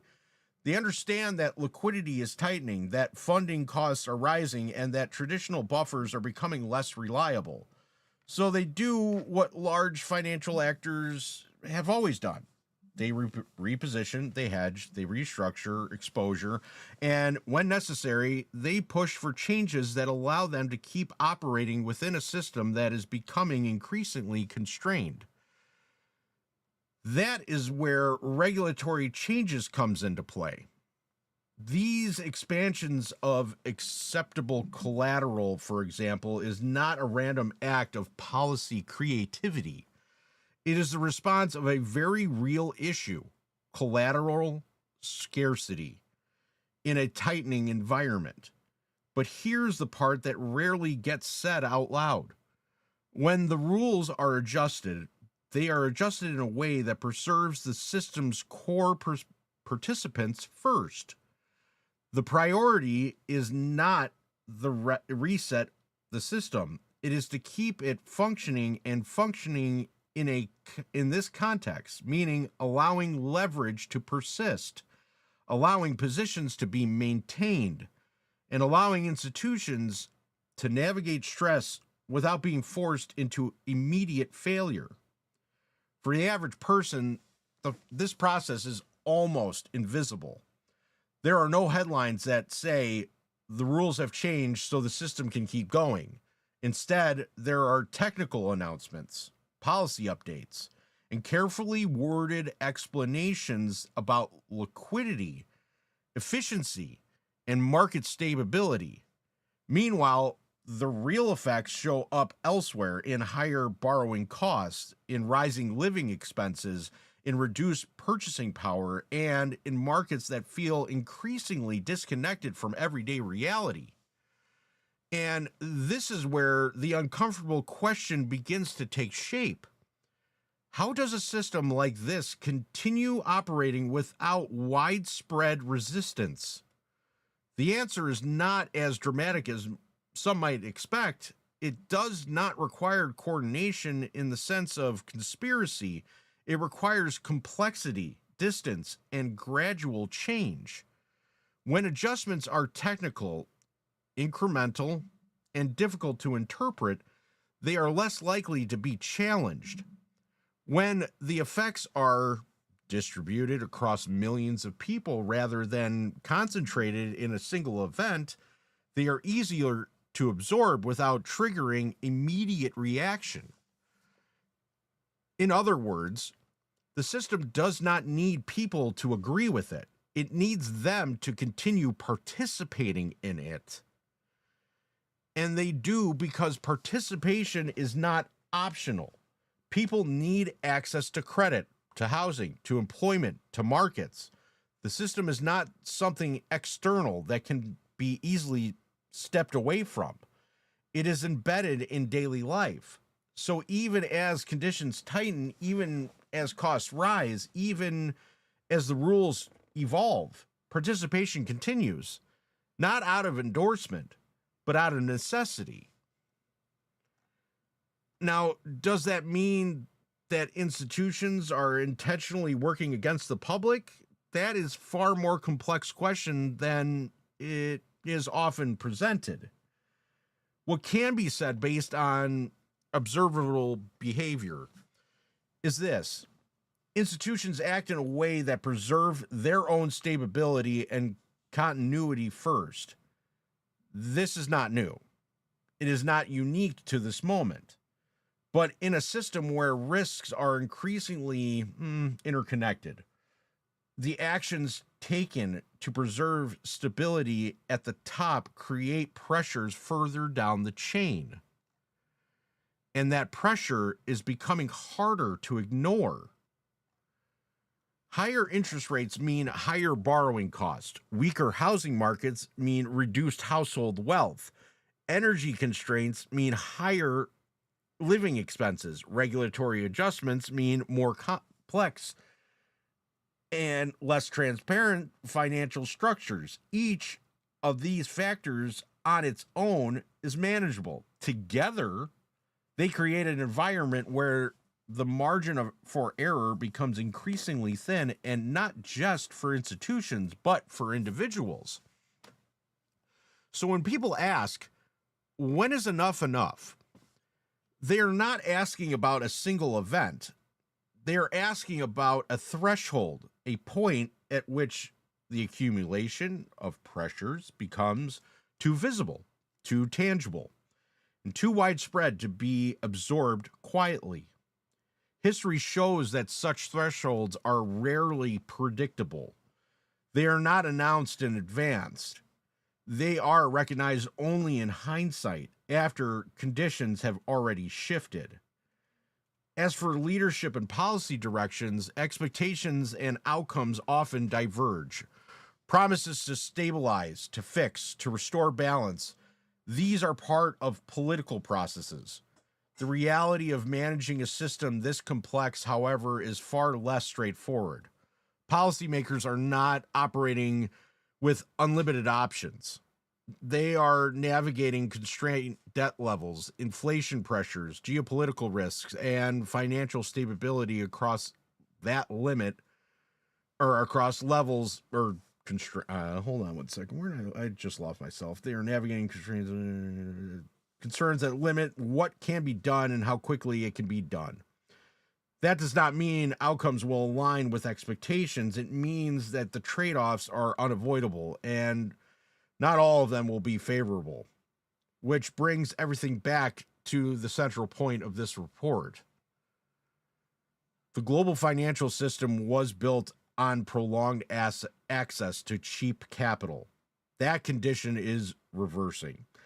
As the cost of money rises, the system is being forced to adapt through markets, through policy, and through regulation. Each adaptation extends functionality, but also increases complexity. Each adjustment buys time, but also introduces new dependencies. This is not a collapse. It's not stability. It is something in between a state of control, managed strain. The real question is not whether stress exists. It clearly does. The question is whether the system can continue to absorb the redistribute that stress indefinitely, or whether it will eventually reach a point where adjustments are no longer sufficient. If that point comes, it will not arrive with a warning label. It will emerge when multiple pressures, liquidity, energy, credit, and confidence align in a way that cannot be offset through policy or intervention alone. Until then, the system will continue forward exactly as it is now, functioning, adapting, and quietly redefining what normal is supposed to look like. And that's the God's honest truth. None of this is normal. None of this is what you were brought up to be. None of this is what you expect. You've heard the expression, you got to roll with the punches. And that's what they're trying to do with our markets. That's what they're trying to do with stocks, bonds, derivatives, currencies, all of it. Trying to get you to roll with the punches. I'm tired of rolling with the punches. I'm tired of hearing about, what this has done for them. How this government has helped. How none of this is, should have happened, and how this should have it happened. I don't regret the last 6 years in any which way. I've dumped so much money into AMC. I mean, way more than 90% of people. I guarantee it. And here's what it comes down to. Hold on, let me finish my point. Go ahead. You know what? I wouldn't change the people that I've met. I wouldn't change any of this. Honestly, you guys, when I've said before that I really do love and cherish this community, I mean it. And I'm happy that you guys are learning from me. I really am. Because it really is, I love it. I love having to be able to do these and be able to talk to you guys and open up, and honestly, for you all to learn. Because this is what makes you guys better investors. This is what makes you open your eyes to the financial markets and see the crime that's happening behind the scenes.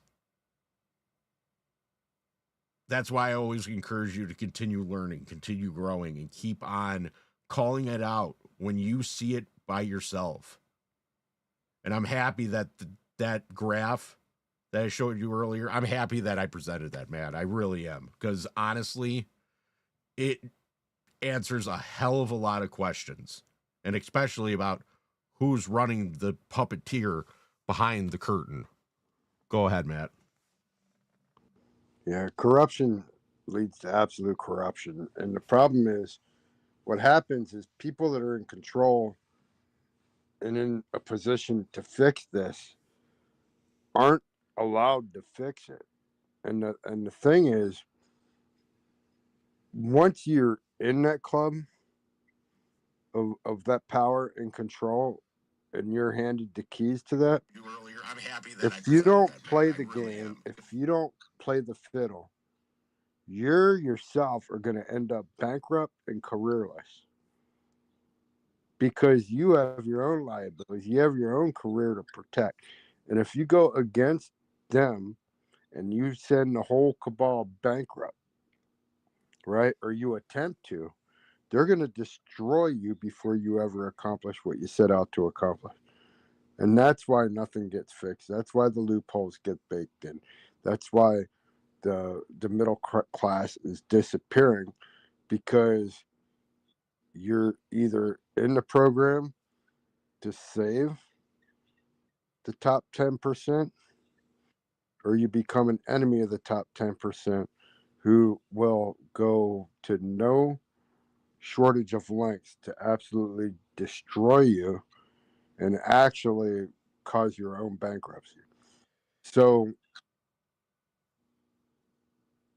the problem is that they disguise it as protecting retail, and investors see it as they're screwing retail. But retail investors that understand what's actually going on are only about 10% of the public. And when they say it's to protect in retail, they don't mean the market investors, they mean the general public. Because the kind of fallout that we're talking about, where the cause and effects and what the landscape looks like at the end of this, they know it's a thousandfold the great financial crisis. And Why do you think I say it's a blip on the radar or a walk in the park? yeah, and they know it. So in a way, yes, they are acting to protect not retail as in retail the investor, but retail as in the economic public, job market, the business market, the whole economy. Because nobody knows how this ends. Nobody has an answer how to fix it.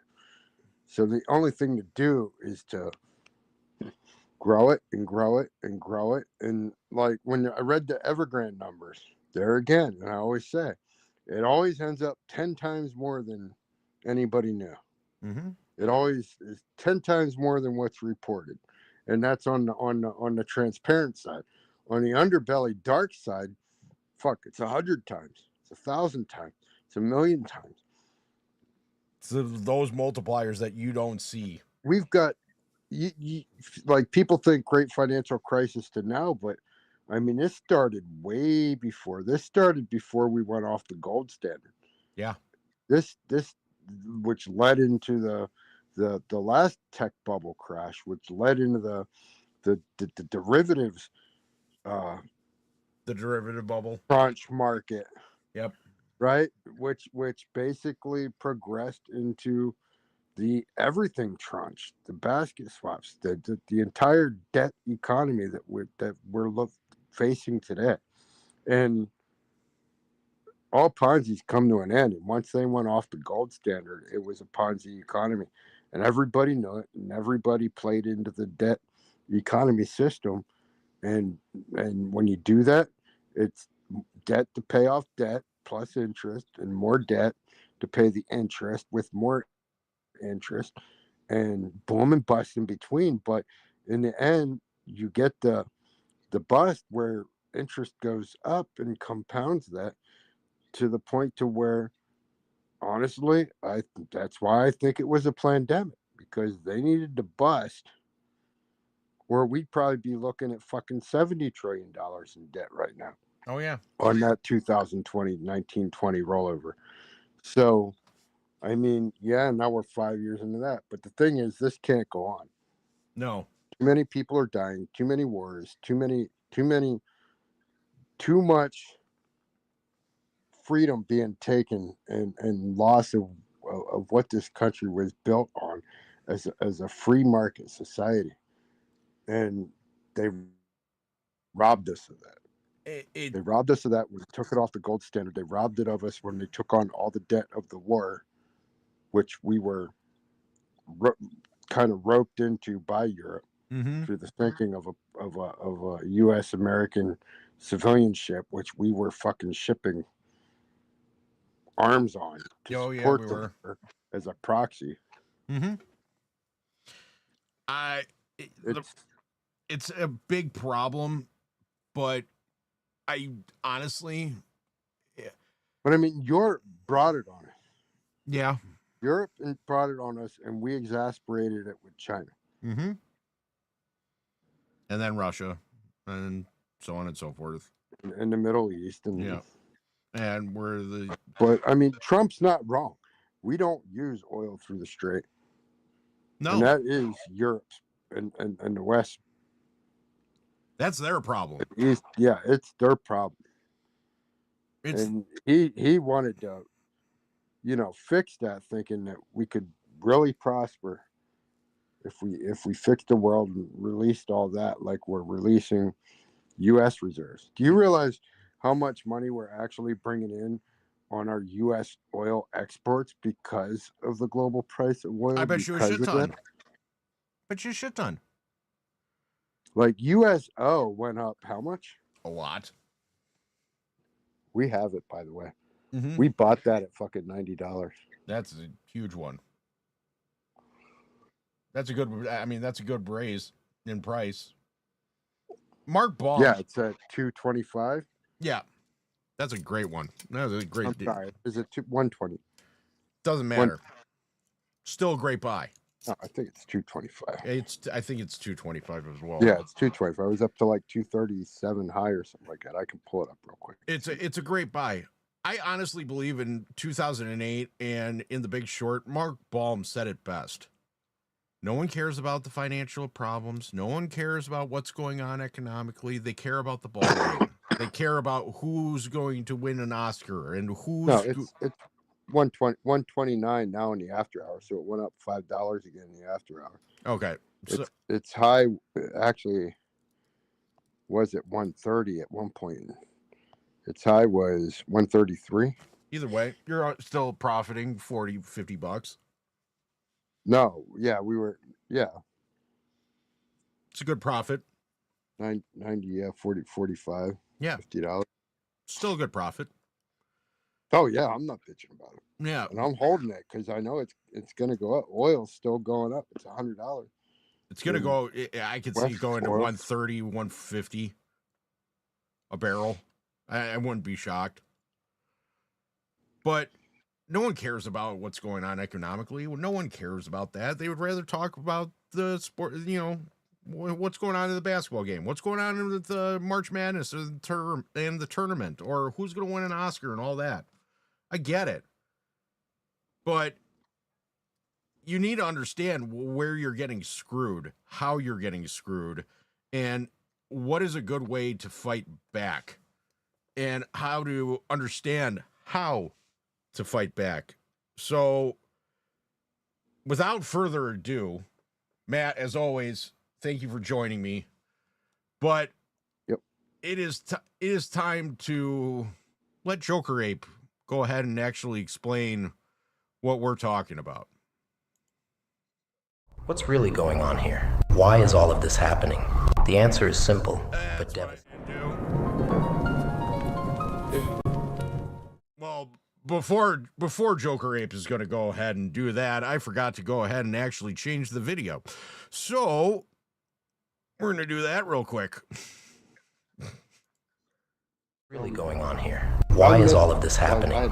The answer is simple, but devastating. The financial system has been rigged from the start, and the elites in the banking, hedge fund, and family office world have always known this. They've designed a system where profits come at the expense of the people. The truth is, the whole financial structure is a game to them. A game where the people are nothing. You ever notice people love you right up until you stop being useful? You ever notice how fast that changes? Yeah, we'll talk about this. We'll have a space or something about this here shortly, probably soon. But I give you Joker Ape. People love you right up until you stop being useful. You ever notice how fast that changes? Funny how that works. Really funny. They'll clap for you when you're quiet. They'll cheer for you when you're convenient. And they mean it until they don't. But the second you stand up, really stand up once, everything shifts. Everything. They start acting like you're the problem, like you changed, like something's wrong with you. No, nothing's wrong with you. You just stopped pretending. And that's the part that scares them. Not you changing, but you waking up. Because the moment you see it, you can't unsee it. You start noticing everything. The way they talk to you, the way they expect things from you, the way they disappear when you stop giving. That's not love, that's leverage. That's dependency dressed up as connection. And once you see that, everything feels different. You feel it in conversations. You feel it in silence. You feel it when people avoid you. Because you're not easy anymore. Because you're not useful anymore. And they don't know what to do with that version of you. So they pull away, or they push back, or they try to pull you back down, back into the version of you that was easier to control, easier to benefit from. But that version of you, that version is gone. That's the moment most people fold. Right there. That's where they trade their backbone. For approval, trade their standards. For acceptance, trade their value. For noise, and they call it normal. They call it necessary. It's not you, no. Not you, because walking with people who don't value you, that's not loyalty. That's slow motion self-destruction, and you feel it. You always feel it. You just ignore it until you can't anymore, and that's when it hits you. It was never about you. It was about what you provided, what you gave, what you tolerated, and once you stop giving it, the whole thing falls apart, twos not slowly, instantly, like it was never real to begin with. You don't lose people when you stand alone. You don't lose people. When you stand alone, you lose illusions. And yeah, it gets quiet out there. Real quiet. No applause, no fake smiles, no empty speeches, no one clapping for you anymore. Just you. And the truth. And that truth, it's heavy. It sits with you. It doesn't leave. Because now there's no one left to blame. No one left to follow. No one left to hide behind. Just you. And what you tolerate. Just you. And what you accept. That's silence. That's silence. That's where power lives. Not noise, not approval, not them. Right there. In that silence. Because when you stop begging for a seat at their table. When you finally stop, you realize something uncomfortable. You were the one bringing the damn table the whole time. You were always the one bringing it. They didn't build it. They didn't carry it. They just sat there, eating off of it, acting like they owned it. Sound familiar? Yeah, I thought so. Now let's talk about something bigger, because this isn't just people. This is systems. A system that only works if you keep playing your part, a game where the rules change the second you stop losing. You saw it, we all saw it. They didn't mind you investing, didn't mind you participating, didn't mind calling you retail, like you were harmless until you weren't. Until your conviction started creating pressure. Until your patience started exposing cracks. Until your presence threatened control. Then suddenly everything changed. Market stability, liquidity concerns for your protection. Yeah. Protection. Funny how protection always protects them. Never you, never you. And that's when it should have clicked. You are not just an investor. You are not just a number. You are not just volume. You are the engine, the fuel, the pressure, the reason the whole thing moves. And they know it. They've always known it. They just counted on one thing: that you wouldn't. That you'd keep feeding it, keep watching, keep spending, keep participating. Even when it worked against you, complain, but comply, see it. But ignore it, feel it. But stay in it.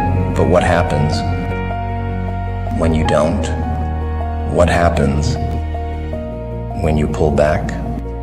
When you redirect your time, your attention, your money? What happens when pressure moves twos? That's when things shift. Not slowly, not eventually, immediately, because power has never been loud. Power has always been precise, directed, intentional, controlled. You want leverage? Then move like it. Support what aligns. Cut off what doesn't. Be selective. Where you spend, be intentional. Where you engage, be disciplined. When it matters most, because this was never about noise. It was never about shouting. It was never about chaos. It was always about control. Your control, your decisions, your behavior, your value. This isn't revenge. This isn't emotion.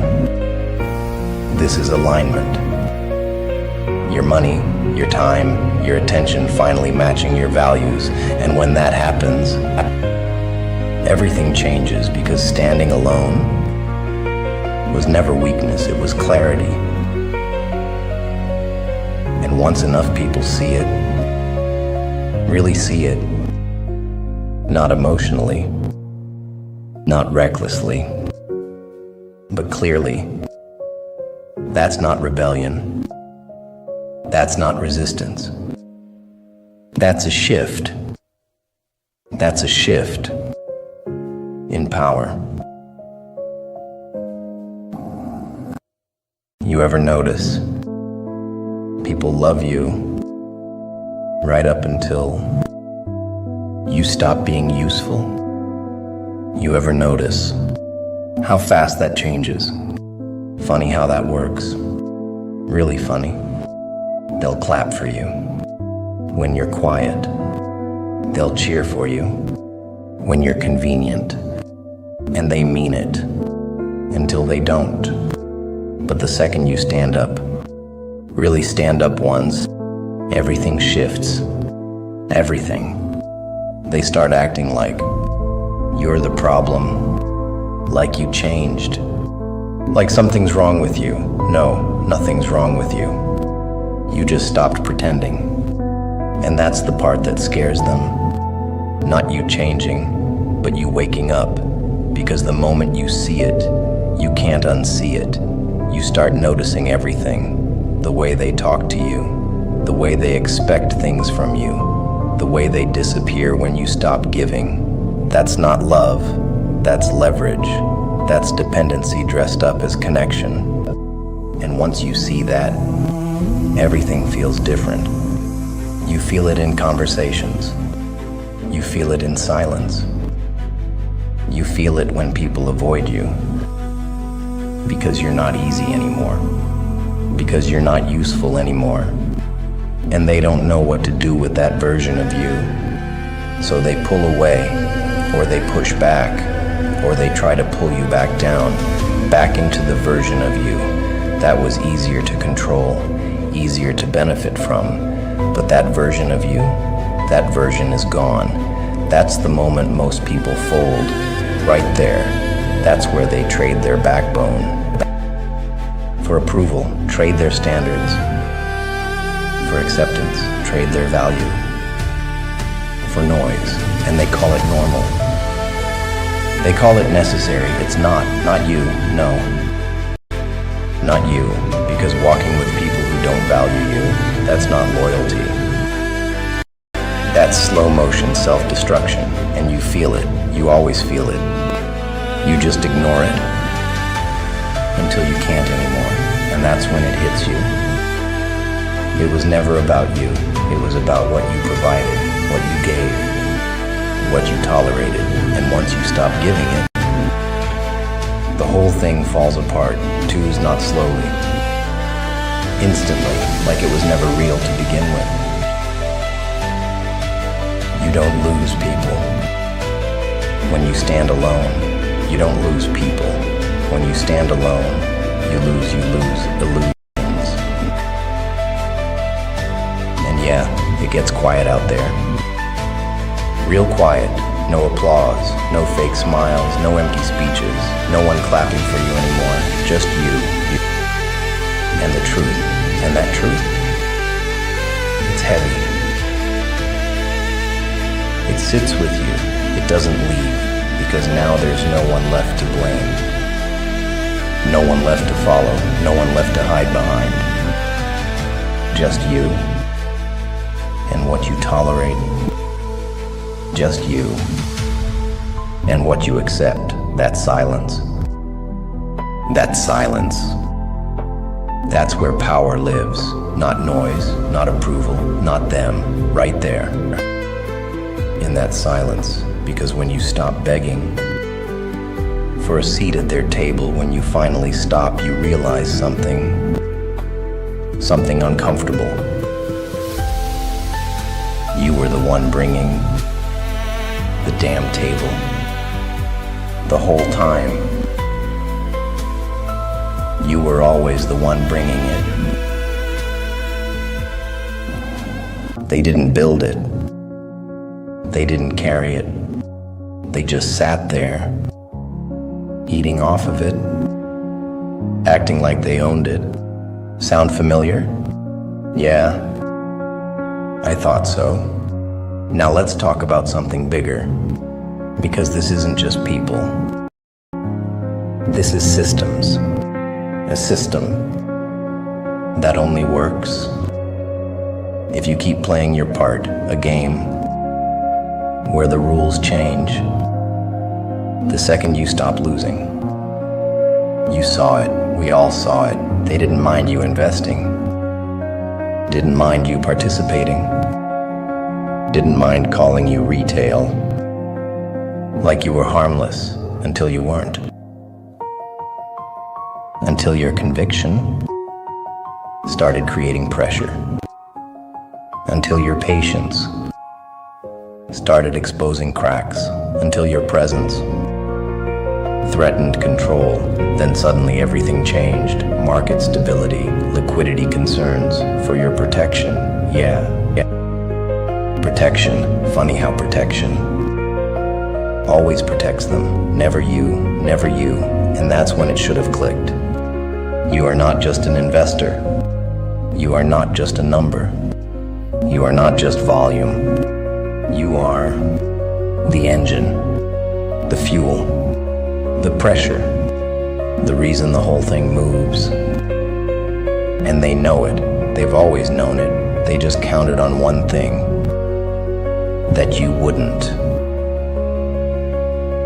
That you'd keep feeding it, keep watching, keep spending, keep participating. Even when it worked against you, complain. But comply, see it. But ignore it, feel it. But stay in it. But what happens when you don't? What happens when you pull back? When you redirect your time, your attention, your money? What happens when pressure moves twos? That's when things shift. Not slowly, not eventually, immediately, because power has never been loud. Power has always been precise, directed, intentional, controlled. You want leverage? Then move like it. Support what aligns. Cut off what doesn't. Be selective. Where you spend, be intentional. Where you engage, be disciplined. When it matters most, because this was never about noise. It was never about shouting. It was never about chaos. It was always about control. Your control, your decisions, your behavior, your value. This isn't revenge. This isn't emotion. This is alignment. Your money, your time, your attention finally matching your values. And when that happens, everything changes, because standing alone was never weakness, it was clarity. And once enough people see it, really see it, not emotionally, not recklessly, but clearly, that's not rebellion. That's not resistance.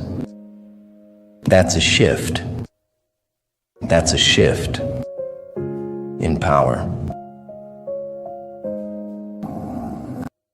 You ever notice people love you right up until you stop being useful? You ever notice how fast that changes? Funny how that works. Really funny. They'll clap for you when you're quiet. They'll cheer for you when you're convenient.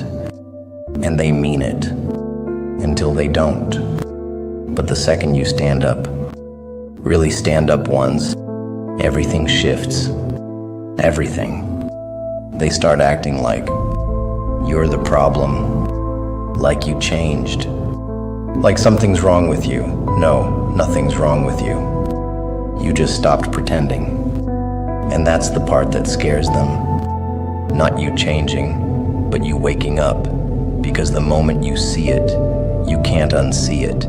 You start noticing everything. The way they talk to you, the way they expect things from you, the way they disappear when you stop giving. That's not love, that's leverage. That's dependency dressed up as connection. And once you see that, everything feels different. You feel it in conversations. You feel it in silence. You feel it when people avoid you. Because you're not easy anymore. Because you're not useful anymore.